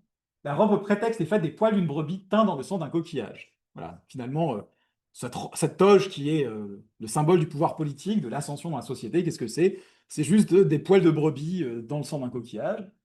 Hein, ou encore, l'acte sexuel n'est que le frottement d'un nerf et l'éjaculation d'une glaire accompagnée d'un certain spasme. Voilà, c'est très sexy, on a tous très envie, on est tous très excités. Donc voilà, ça c'est des exercices stoïciens. Toutes ces idées atteignent le fond des choses et les pénètrent au point que nous en distinguons la vraie nature. Agissons ainsi pendant toute notre vie, et quand nous nous faisons des choses d'idée la plus favorable, mettons-les à nu, voyons le peu qu'elles sont et détruisons la légende qui assure leur prestige. L'orgueil est un dangereux sophiste, c'est quand vous croyez vous attacher aux objets les plus dignes d'attention qu'il déploie le plus de charlatanisme. Donc voilà, en gros, il faut décrire les objets tels qu'ils sont, vraiment, et pas tels qu'ils nous apparaissent à première vue, et vous verrez leur vraie valeur, pour vraiment bien juger. Cette définition, elle n'est pas extrêmement péjorative. Si. Elle est pas. Carrément, non. Moi, je dirais plutôt pas, mais bon, après, on n'est pas obligé d'être d'accord avec moi. Je pense que vraiment l'idée, c'est que pour vraiment montrer que ça détourne de la vision positive, il y a un peu ce côté tendre le bâton dans l'autre sens. Mais euh, après, qu'est-ce que serait une définition objective, quoi? Plus objective que ça. Non, mais justement, l'idée, c'est de voir que les qualités n'existent que dans notre esprit, elles ne sont pas dans la chose elle-même. La désirabilité du sexe, par exemple, c'est quelque chose qui n'existe que dans l'esprit pour, euh, pour les stoïciens. Parce que la seule chose qui est vraiment objectivement désirable, c'est la vertu. Donc, tout ça, c'est des fausses idées. Donc, vraiment, leur idée, c'est que ça, c'est plus objectif parce qu'il n'y a pas les qualités qui sont montrées, vu qu'il n'y a pas de qualité. Est-ce que ça... Ouais. Oui, oui, non, mais je suis bien d'accord que... Je suis bien d'accord que, bon, on pourrait se dire, voilà, peut-être que là, on est la description implicitement est un peu péjorative, parler de cadavres, de glaire. C'est clair qu'on n'est pas forcément sur des trucs très objectifs. Mais oh, je suis tout à fait d'accord, mais bon, je suis pas là pour... Oui, Alors, comment? c'est hyper objectif, justement. Ça enlève tout un tas de diffusion ou de. La question, c'est est-ce que ça le fait pas en rajoutant d'autres associations de valeurs négatives? C'est plus la question. Est-ce que ça enlève les associations positives en proposant une description neutre, ou est-ce qu'en finalement, on ne le fait pas en déplaçant les associations positives par des associations négatives? Alors, dans les deux cas, ça permet de calmer les désirs, mais la question, c'est de savoir est-ce que c'est vraiment objectif? Parce qu'il y a une autre question de savoir si c'est efficace. Si on dit que si on a un trait, quand on dit que le cadavre d'une vache, c'est hyper objectif, c'est rien d'autre que le cadavre d'une vache. Oui, oui. Mais la société nous dit, ah, c'est un truc super, magnifique, c'est emballé, et c'est super, mais en vrai, c'est ce que c'est vraiment. Là, quand je lis ça, je me dis. Après, je sais pas si le steak, l'attraction pour le steak est complètement sociale, quoi. Bah, c'est un plein ça, les gens, ils le mangent parce qu'ils aiment bien, ils tuent et ils mangent des cadavres parce que ça bon. Mais Ah oui, mais alors c'est pas forcément social. C'est ça que je disais. C'est voilà, c'est pas forcément une. En tout cas, ce qui est clair, ce qu'on discute, c'est est-ce que c'est objectif, pas est-ce que c'est efficace pour se débarrasser de ce désir-là. C'est clair que là, une fois que vous avez vu les descriptions de Marc Aurèle, vous n'avez plus envie, hein, ça coupe l'appétit, mais parce que c'est subjectif, si c'est objectif, c'est bien un peu, on remonte. Mais voilà, la question de savoir est-ce que c'est objectif ou est-ce qu'en fait c'est péjoratif dans l'autre sens, est-ce que c'est plutôt orienté négativement, c'est ça la question qui a été posée. Alors voilà, donc il y a cette idée. Alors, dans la logique, pour prendre la vraie valeur des choses, Marc Aurèle propose des textes qui flirtent, qui, quand on les lit aujourd'hui, ont l'air presque un peu existentialistes, nihilistes. Et on peut faire cette lecture, mais c'est clairement pas l'orientation qu'a Marc Aurèle, c'est ça qui est assez marrante. Voilà, des extraits des pensées de Marc Aurèle réfléchissent souvent à la rapidité avec laquelle est emporté par tout ce qui existe, tout ce qui est né. La matière est comme un fleuve qui coule sans cesse, un changement continu est la loi de toute activité. Tout principe est fission, un sujet à mille variations. Presque rien n'est stable et tout proche le gouffre béant, l'infini du passé et de l'avenir où tout s'évanouit. N'est-il donc pas un fou celui qui au milieu de tout ça s'enfle ou s'agite ou se tourmente en comptant pour quelque chose à cause de son trouble, le moment où il a conçu le temps, qu'il peut durer. Donc une autre façon de relativiser vos problèmes, c'est de voir que le monde et le temps, l'espace est immense et ce qui vous arrive, c'est clairement indifférent. Voilà. Le truc, c'est que ça, Marc Aurèle le met comme exercice pour bien ensuite se reconcentrer sur le fait que ce qui est bon, c'est la vertu. Ce n'est pas un texte pour dire rien ne compte, rien ne vaut. On pourrait lire comme ça avec des yeux un peu plus classiques, l'idée que finalement, tout doit mourir, rien n'est constant. Finalement, à quoi bon vivre? C'est pas du tout l'objectif, c'est pas du tout l'angle de Marc Aurèle. C'est dire, derrière, il y a l'idée qu'une fois que vous avez fait ça, vous pouvez vous reconcentrer sur l'idée qu'il y a clairement une raison de vivre, c'est être vertueux. C'est ça qui est bon. Donc ça, c'est quelque chose que vous faites pour détourner des choses qui ne sont pas la vertu, en montrant qu'elles sont inconséquentes. Alors pourquoi la vertu serait plus conséquente? Rappelez-vous que la vertu, c'est quand même l'union avec le plan divin, qui lui s'étale sur quand même beaucoup plus de temps et d'espace. Donc on est quand même sur quelque chose qui, là, n'est pas pris par cet argument. Pense à la matière totale dont tu as reçu une parcelle, à la durée tout entière dont un court et imperceptible intervalle t'a été attribué, à la destinée dont tu as une partie combien petite. Donc vraiment, on réduit, c'est vraiment l'idée, tu as perdu une jambe, mais pense que l'univers est infini, quoi. Qu'est-ce que c'est une jambe dans l'infinité de l'univers? Et loin de l'humanisme. Comment? Loin de l'humanisme. Ouais, c'est pas. Il n'y a pas de concentration sur l'humanité elle-même. C'est tout le plan divin. Et il y a quand même cette idée de communauté des hommes qui est assez jolie chez les stoïciens, qu'on ne retrouve pas. L'idée qu'on forme tous une grande communauté solidaire. Mais il n'y a pas l'idée que la valeur, elle est dans l'existence humaine. La valeur, elle est dans la vertu. Oui? Ouais, On n'est pas le centre du monde et le problème, c'est pas. c'est ça. Non, pas C'est ça, c'est un peu ce truc-là, comme je disais, c'est voilà, il est arrivé ça, mais pense que le monde est géant. Finalement, tu n'es qu'une petite parcelle dans le monde tout entier. Du coup, on voit que chez les stoïciens, vivre selon la nature, ça s'entend en trois sens distincts. C'est ça que c'est un peu. Il y a trois sens qui s'imbriquent et qui sont complémentaires. Déjà, vivre selon la nature, c'est la nature comme le monde entier et l'ensemble des êtres de ce qui se produit. Et vivre selon la nature, c'est-à-dire accepter le destin, accepter le monde tel qu'il est, parce qu'il fait partie du plan divin. Aimer le monde, aimer le destin, aimer tout qui passe. Ensuite, il y a l'idée que la nature, c'est un ensemble, il y a aussi un ensemble d'instincts dont nous sommes dotés de façon innée. Et donc, vivre dans la nature, ça consiste à accomplir notre fonction et les devoirs que nous indique la nature à travers nos instincts, les instincts sociaux, les instincts parentaux, les instincts de conservation. C'est aussi ça, vivre sur la nature pour l'instinct sien. C'est prendre en compte la nature en nous, quoi, la nature à travers ces instincts-là, et les respecter comme autant de guides que la nature nous donne pour vivre notre vie. Et on retrouve la même idée qu'en fait on avait déjà chez les cyniques, il y a l'idée que vivre sur la nature, c'est aussi vivre en s'opposant aux idées fausses que la société met dans notre esprit, les faux jugements de valeur, retrouver la nature des objets eux-mêmes, plutôt que les illusions que les humains créent au sujet des objets. Vous voyez, vivre sur la nature, c'est un concept très riche, y compris chez les stoïciens, il y a tous ces degrés-là. Oui.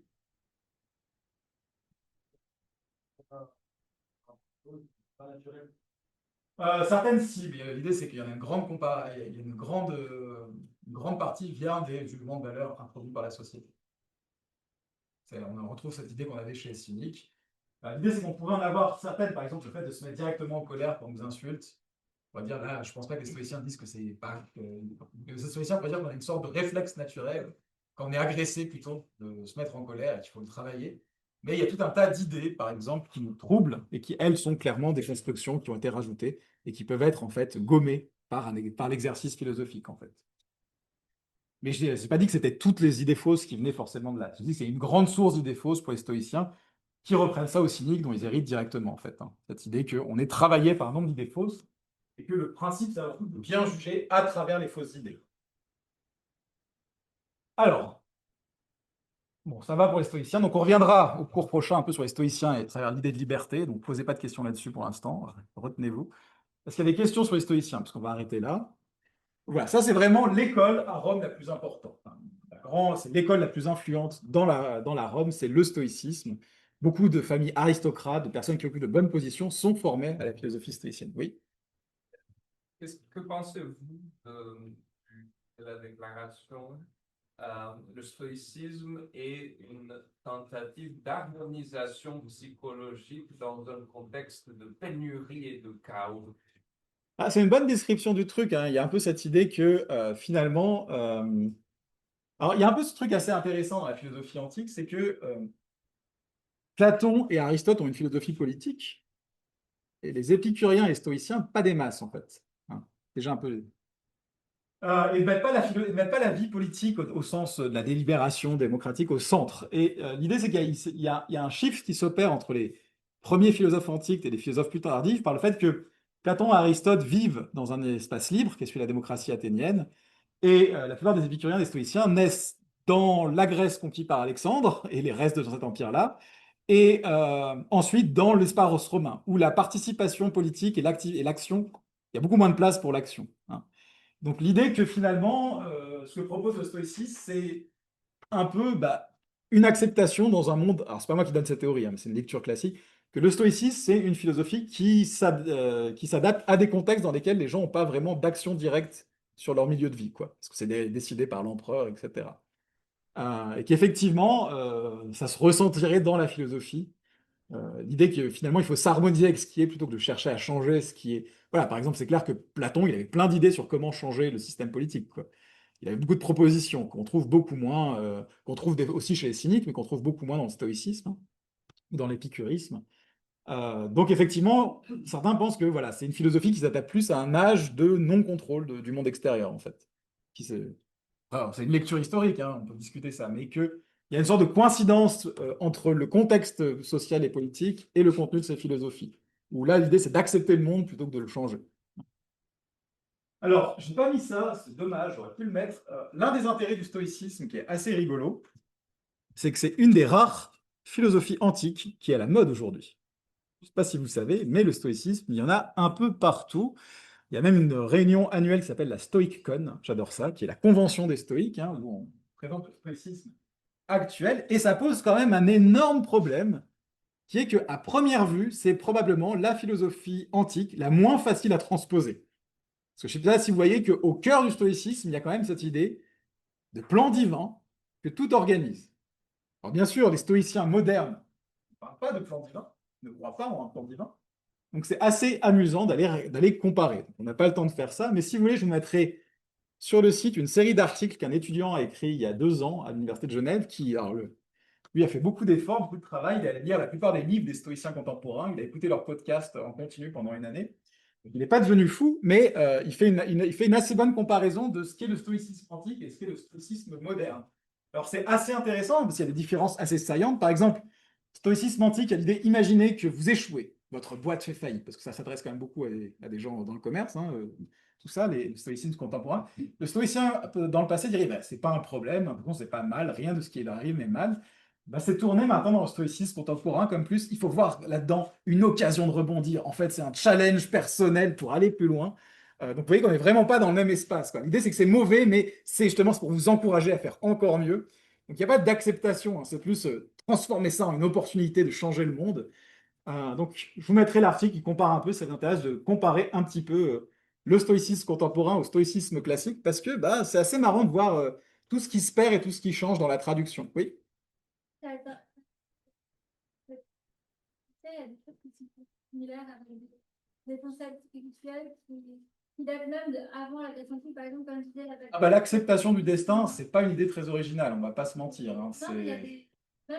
même le concept d'instinct, par exemple, dans la tradition hindoue, on appelle ça dharma, c'est obligé pour faire quelque chose. C'est pareil, les instincts. Je veux dire, on peut retrouver des similarités, mais il faut voir que ces concepts-là, c'est pas les plus originaux. Les instincts, tous les philosophes grecs en parlent, dès qu'il y a des instincts. Ça ne me surprend pas qu'il y ait des gens qui utilisent ça de nos jours pour se sentir mieux ou pour. Alors justement, vous irez voir, mais je pense que tous les points communs avec la psychologie, la spiritualité indienne, c'est précisément ce qui a été retiré par le stoïcisme contemporain. L'idée de Dieu, l'idée de plan divin, l'idée d'instinct, on n'est pas là-dedans. Là, on est sur le challenge personnel, sur le fait d'être un bonhomme, quoi. Hein, le stoïcisme, c'est quand même, c'est assez intéressant, c'est quand même il y a quand même il y a une intersection assez intéressante entre les gens qui écoutent le stoïcisme aujourd'hui et les gens qui vont en salle de sport. Il y a une communauté, non, mais il y a vraiment une communauté salle de sport stoïcisme assez intéressant. Donc, je vous jure que allez voir et vous trouverez pas beaucoup de points communs, justement. Ah, il y a le plan divin, du coup, on est responsable de rien, c'est comme ça. Ah, mais les stoïciens ne disent pas qu'on est responsable de rien. Hein? Les stoïciens ne disent jamais qu'on est responsable de rien. Oui. Pas la distinction fondamentale entre le cynisme et le stoïcisme. Déjà, le cynisme ne croit pas en plan divin, déjà, pour commencer. Le cynisme n'a pas la prétention de dire qu'il a percé le fonctionnement de la nature et qu'il y avait forcément une intelligence qui dirigeait tout. Donc ça, c'est une première différence philosophique fondamentale, je dirais. Ensuite, c'est clair que dans la démonstration philosophique et le style de vie, on n'est pas sur les mêmes personnes. Par exemple, un stoïcien, je n'ai pas entendu parler, Sénèque, c'est quand même l'homme le plus riche quasiment de Rome quand il est vivant. On n'est pas sur machin qui vit dans son tonneau avec juste un peu de tissu. Genre, il avait quand même, il traitait beaucoup d'argent, c'était un usurier. Il avait pas mal de propriétés à travers tout l'Empire romain avec des esclaves qui travaillaient dessus. On n'est pas sur un mode de vie cynique. Hein, l'idée justement, ce qui est reproché aux stoïciens avec l'idée d'indifférent préférable, c'est de dire attends, t'es cynique, mais tu prends du pognon. Oui, non, mais attention, hein. Je suis complètement indifférent à l'argent, mais c'est quand même préférable d'en avoir. Donc vas-y. Donc c'est tout à fait compréhensible. Je me moque comme ça, mais c'est tout à fait logique dans le système stoïcien. Mais vous pouvez voir comment à l'époque ça pouvait être perçu un peu comme ouais, c'est la chèvre et le chou, quoi. Tu dis que tout ce qui t'intéresse, c'est la vertu, mais en même temps, quand même, t'enrichir, c'est pas un problème. Mais oui, mais j'ai besoin d'argent pour justement remplir mon devoir, aider les autres, prendre soin de mes enfants. Tout à fait, tout à fait. Mais on n'est quand même pas sur le niveau du cynique en termes de décalage par rapport à la société. Il y a vraiment cette idée chez les stoïciens, justement au contraire, que il faut être un bon citoyen, il ne faut pas détonner dans la société, parce que nous sommes une espèce sociale, c'est à nous de vivre en société. Nous, on voit à travers les mensonges et les trucs de la société, on voit que l'honneur, c'est pas terrible, que l'argent, c'est pas nécessaire, mais le but, c'est pas de choquer, quoi. Le but, c'est de jouer notre rôle de citoyen, même en sachant que finalement, tout ce qui compte, c'est la vertu. Donc vraiment, sur les modes de vie, on est sur des choses très différentes, quand même. Est-ce que ça donne une petite... Alors du coup, quelle objection au stoïcisme? Alors je ne vais pas vraiment travailler les objections du stoïcisme en général. Si vous voulez, une objection qui est assez intéressante, c'est cette objection qui est faite par Martha Nussbaum, encore une fois, dans ce livre Poetic Justice, qui dit, voilà, il y a une sorte de, quand même, il y a quand même une sorte de, c'est pas vraiment une contradiction, mais une tension quand même assez embêtante au cœur du stoïcisme et d'autres philosophies comme Spinoza et Kant, c'est que d'un côté, le stoïcisme nous invite à être complètement indifférents, sauf à la vertu bien sûr, mais indifférents à ce qui arrive, ou même à aimer ce qui arrive. Et en même temps, le stoïcisme met beaucoup l'accent sur la vertu morale, sur le fait d'aider les autres, de participer, de jouer notre rôle. Donc il y a vraiment cette idée que, en gros, il faut faire comme si on se souciait des autres, mais il faut vraiment s'engager dans des actions qui relèvent normalement du fait de se soucier des autres et du fonctionnement, du sort des autres, tout en n'étant pas, tout en s'en souciant pas. Donc il y a vraiment cette idée que psychologiquement, c'est quelque chose qui est assez impraticable, cette idée d'être un citoyen concerné qui agit à partir du sens que nous sommes tous des êtres humains, que nous avons un devoir de solidarité les uns envers les autres, que nous devons nous entraider, que c'est ça qui fait de nous des êtres humains. Et de l'autre côté, de dire, mais en même temps, si tu n'y arrives pas, bah, c'est pas grave, c'est très bien quand même. Donc, vraiment, cette idée qu'il y a une sorte de tension entre l'accent sur la vertu morale, sur la participation sociale et morale, et de l'autre côté, cette promesse d'indifférence à ce qui arrive, quoi. C'est pas possible de concilier complètement les deux. Oui? Par exemple, dans la vie, cette concept de karma yoga, ça veut dire tu as droit à l'action, mais pas faire tes actions. Et inversement, tu dis par exemple, c'est ça, agis, fais ce que tu as à faire, mais le résultat, et ce qui en découle, Ouais, non, mais pas ton problème. c'est ce que disent les stoïciens. Conceptuellement, ça tient la route. C'est pas la. Conceptuellement, ça tient la route. La question, c'est est-ce que psychologiquement, c'est une attitude possible et qui mène pas à une sorte de dissociation énorme? Bah, alors, on va pas rentrer là-dedans parce qu'il reste pas beaucoup de temps. Il reste que 15 minutes. Bah, disons qu'on peut avoir des doutes sur.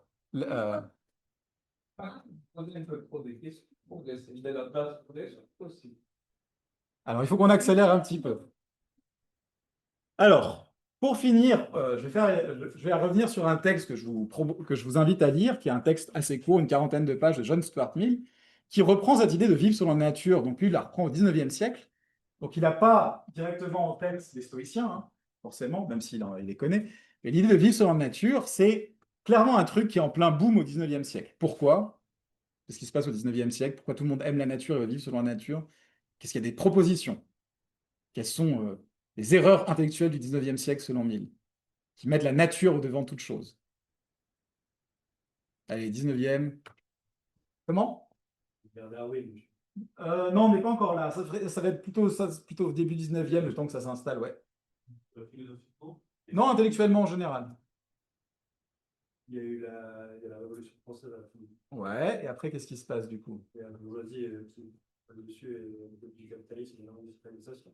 Alors oui, alors du coup, il y a vraiment cette idée que la révolution industrielle, ça amène à une valorisation de la nature par opposition. L'idée que, bon, la nature, c'était un peu, pas franchement sur la carte des gens au XVIIIe siècle, à part Rousseau, qui a justement des.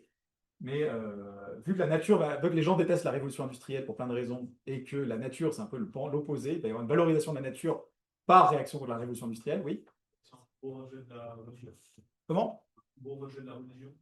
Alors, de la religion, oui, mais pas des spiritualités. Alors ça, c'est un autre truc du 19e siècle, c'est que c'est là que les gens vont commencer à importer pas mal de spiritualités d'autres pays, hein, donc pas chrétiennes, mais hindoues, bouddhistes. C'est là qu'on commence à traduire les textes, et ça amène à des spiritualités qui divinisent plus, qui investissent plus la nature, hein.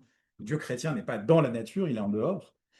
Et il y a le romantisme. Vous avez déjà entendu parler du romantisme, hein. On se peint en haut d'une montagne, dans des forêts, tout ça. On y reviendra, mais grande valorisation de la nature, avec cette idée que finalement, l'industrialisation, la société, la rationalité, tout ça, c'est ce qui nous a rendus malheureux, hein. C'est ce qui a mené à la Révolution française d'abord. On va retrouver une vie plus simple, proche de la nature, en étant intuitif, émotionnel, enfin tous ces trucs-là. Donc c'est vraiment contre ces trucs-là que John Stuart Mill refuse. Et il a écrit ce petit traité qui s'appelle La Nature, qui, je pense, est très bien à lire, déjà parce qu'il est très simple à lire pour des premiers étudiants. Moi, je sais que j'ai lu ça assez dans mes premières années d'études, et j'avais beaucoup aimé le livre parce qu'il est très clair et il montre très bien ce qu'est l'usage de la philosophie pour essayer d'éclaircir des idées. Il dit voilà, ok, tout le monde dit qu'il faut vivre selon la nature, les rousseauistes, les machins, les trucs, mais bon, qu'est-ce que ça veut dire? Et du coup, est-ce qu'il faut vraiment vivre sur la nature? Et son idée, elle est très philosophique, c'est de dire, déjà, essayons de définir ce que veut dire le mot nature. Parce que vivre selon la nature, on peut en parler pendant 50 ans. Si on n'est pas clair sur ce qu'on entend par là, ça ne va pas nous aider. Comme on a vu, il y a plein de façons d'interpréter l'expression vivre selon la nature. Alors, donc lui, il dit, voilà, ça c'est une méthode de toute façon qui remonte à Socrate, hein, c'est pas très original, hein, il dit pas vraiment, il pense être original, mais il dit, voilà, on va faire comme Platon faisait, on va commencer par essayer de décrire le phénomène, le sens du mot nature. Là, j'accélère un peu, parce que je pourrais commencer le libre arbitre la semaine prochaine. Il dit, voilà, il y a un premier sens du mot nature, la nature, c'est l'ensemble des lois de la nature, tout ce qui arrive selon les lois de la nature. Et ça s'oppose à ce qui n'est pas naturel, dans le sens qui est miraculeux, ce qui est surnaturel. Donc, dans ce sens-là, par exemple, les centrales nucléaires, les usines, c'est des choses qui sont naturelles, parce que ça obéit aux lois de la nature. Tout dans une usine fonctionne, ou dans une centrale nucléaire fonctionne selon les lois de la nature. Il n'y a pas de miracle. Hein, vous ne dites pas, oh mon Dieu, les physiciens ou les ingénieurs qui ont construit les centrales nucléaires, ils ont violé les lois de la nature. Non, ils les ont suivies. Ils ont suivi les lois de la nature pour en tirer le maximum. On dit, voilà, un premier sens de nature, c'est tout ce qui arrive selon les lois de la nature, ce qui n'est pas surnaturel. C'est vraiment le sens le plus large du mot nature. Est-ce que ça a un sens pour vous, ce sens très large? Par exemple, quand on dit que la physique étudie la nature, c'est vraiment la nature au sens large. Ça ne veut pas dire que les physiciens vont dans la campagne pour étudier les petites fleurs. Ça veut dire qu'en laboratoire, ils étudient la nature, les lois qui dirigent le monde. Ça va, ça? Pas d'objection sur ce point-là? Oui? Petite objection quand même, Ouais. c'est que moi ça m'a surpris qu'ils prennent la nature que dans ce sens-là, enfin ils prennent dans un deuxième sens aussi, et qu'ils prennent pas la nature sous un peu la signification du mot latin de naissance. Ce serait inné. Vie organique et puis Bah, si vous prenez ce sens-là, ça veut dire que les cailloux sont pas naturels, quoi. C'est un peu bizarre. On aurait plutôt. mais si, Ouais. enfin, lui qui dans son texte fait un petit peu le panorama de remettre Ouais. en pense que c'est la nature et de ne pas considérer cet aspect-là et de ne pas l'introduire en fait dans. J'aurais l'impression que c'est une confusion entre la vie organique, le monde organique et la nature, quoi. Pas forcément. Bah si, puisque bah, il y a plein de choses qui sont naturelles, qui sont pas organiques, quoi. Par exemple, là, ouais. C'est pas exclusif. Est-ce qu'il y a vraiment un sens de nature dans ce sens-là? Est-ce que les gens seraient prêts à dire la nature, c'est tout ce qui est la vie organique, quoi? Je sais pas. En tout cas, je pense pas qu'à l'époque, ça soit un sens qui soit trop sur la table. Peut-être, bah, même le terme physis grec se limite pas à la vie organique, par exemple. Mais bon, après, c'est parce que la matière est un peu plus vivante chez eux, quelque part, mais... Je suis d'accord, Ouais. mais étant donné que là, il fait un exercice un peu de réflexion et puis Ouais. de considérer ce que c'est vraiment la nature. Je pense que ça lui est pas apparu qu'on pouvait dire voilà, nature et vie ou vie organique soit la même En chose, tout quoi. cas, l'essence naturelle, disons. Bah, il a ce sens-là quand il demande est-ce que c'est vivre selon les dispositions innées. Peut-être là un truc un peu sur ce qui n'est pas créé, sur ce qui est né, peut-être un peu, mais effectivement il y a pas un sens, on va dire, biologique de nature, quoi. Ici. Ouais. Il Ouais. a le purement physique. C'est ça, ouais. De la science. Ouais, alors on pourrait essayer de compléter la réflexion avec ça et dire qu'est-ce que ça voudrait dire vivre selon la nature dans ce sens plus biologique, quoi. Qui est vivre selon notre nature. Mais ça, du coup, il en parle un petit peu quand il parle vivre selon les instincts.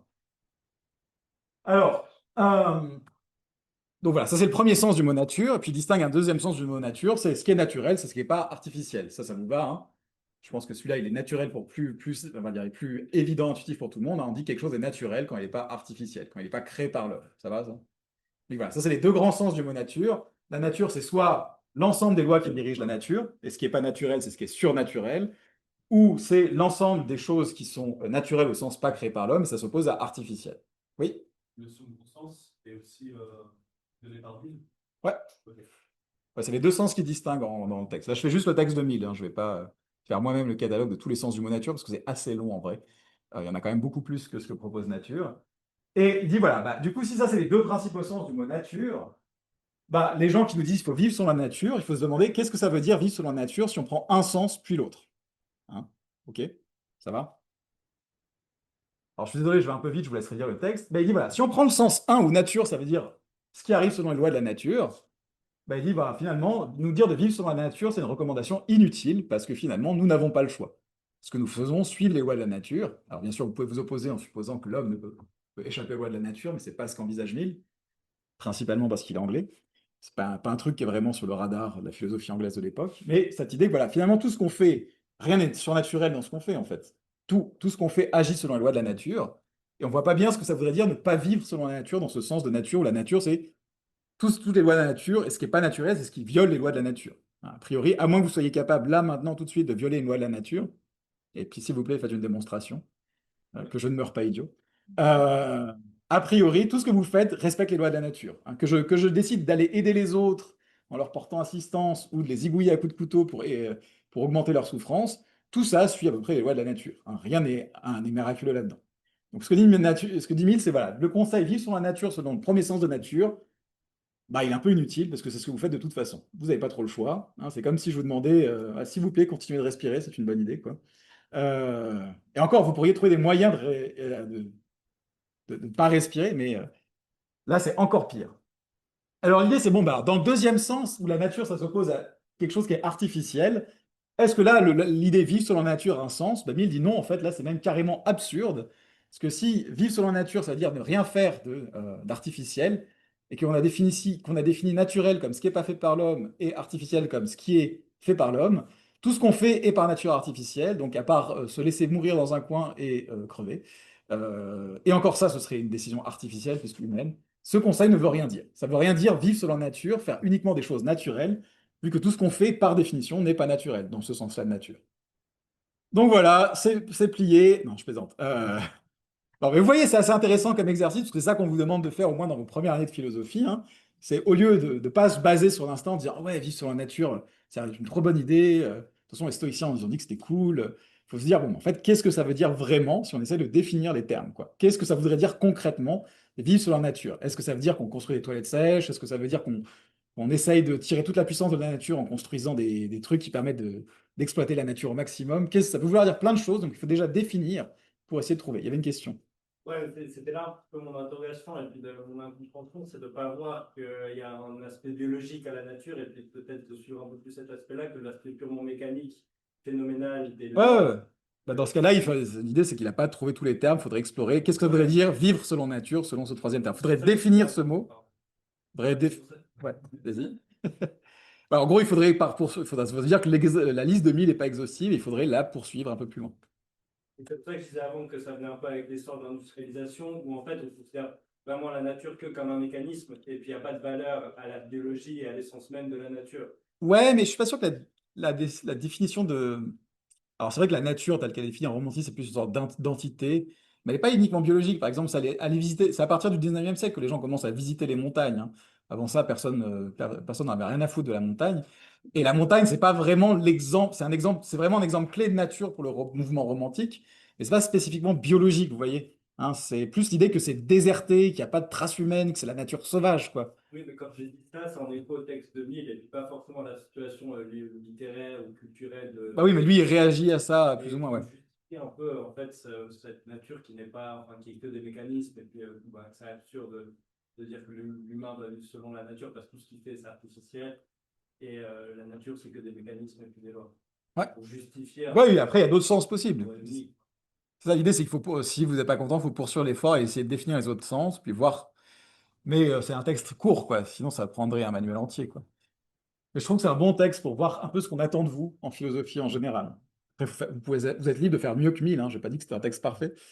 Alors bon, Mill dit, bon voilà, peut-être que c'était un peu court comme démonstration, peut-être que c'était un peu facile quand même. Hein.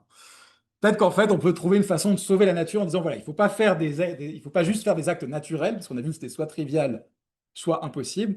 Peut-être qu'il faut se comporter comme la nature. Il faut prendre la nature comme modèle. Okay.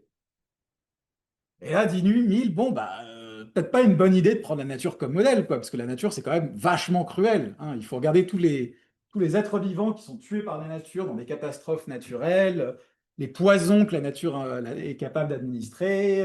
Voilà ce qu'il dit. Hein.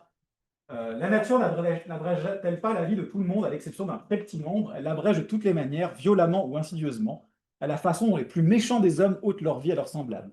La nature empale les hommes, les brise comme sur la roue, les livre en pâture aux bêtes féroces, les brûle vifs, les lapide comme on fit au premier martyr chrétien, les fait mourir de faim, geler de froid, les empoisonne par ses exhalaisons comme par des poisons foudroyants ou lents. Elle tient en réserve par centaines des genres de morts hideux. Voilà. Voilà. En gros, là, si vous regardez la nature comme modèle, ce qui se passe dans la nature, ça peut être un modèle moral, quoi. Alors, plus tard dans le livre, il dit, voilà, par exemple, un exemple que la nature est odieusement cruelle, c'est quand même elle qui a inventé l'accouchement. Et franchement, il n'y a rien d'autre à dire que ça, quoi. C'est un peu l'argument qu'il donne, c'est quel esprit tordu aurait pu. Voilà, si vous aviez dû designer comment la naissance fonctionne, est-ce que vous auriez décidé que ça se passerait comme ça? Vous êtes vraiment une bande de psychopathes si vous agissez comme la nature. C'est vrai, l'argument.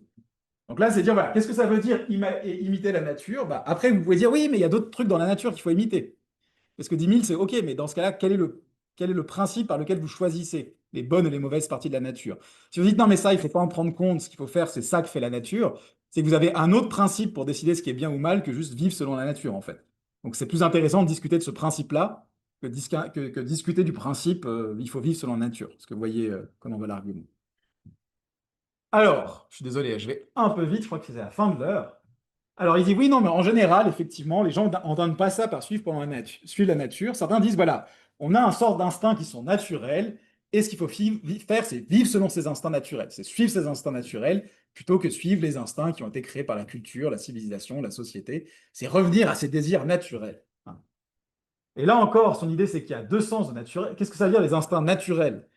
Est-ce que c'est les instincts naturels au sens 1 qui suivent les lois de la nature? Dans ce cas-là, ça veut dire tous les instincts, et ça ne nous aide pas énormément, hein, parce que ça voudrait dire que finalement, toutes les actions qu'on fait un peu instinctivement, elles sont très bien, n'importe lesquelles. Et puis ça ne paraît pas en gros ce que les gens veulent dire. Par exemple, si des gens ont été élevés pour être des tueurs, ça devient leur instinct dans ce sens-là d'être des tueurs.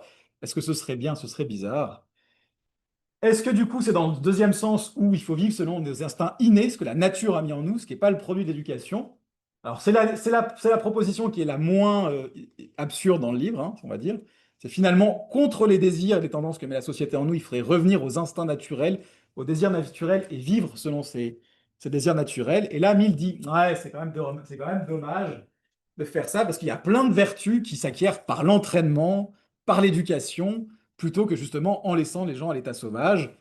Alors, j'ai un argument qui est plutôt bon, mais par contre, les exemples qu'il donne sont un petit peu discutables. Il dit la preuve. Qu'est-ce qui est une vertu? Bah, la propreté. Hein.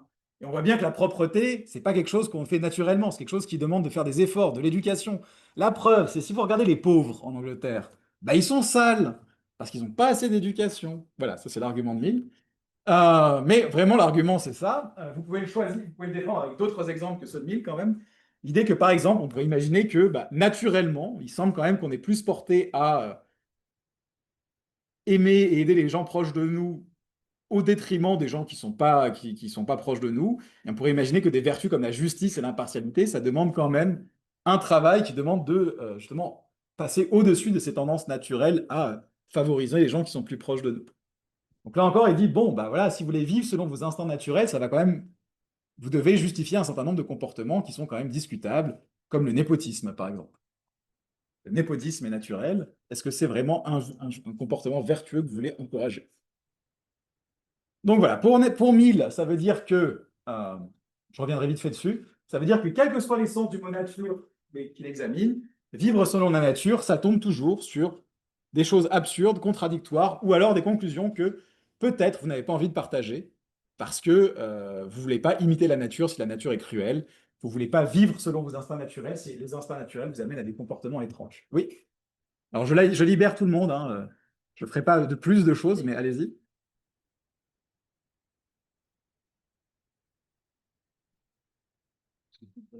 Ouais. Alors, c'est tous les sens. On a vu plein de sens, en fait.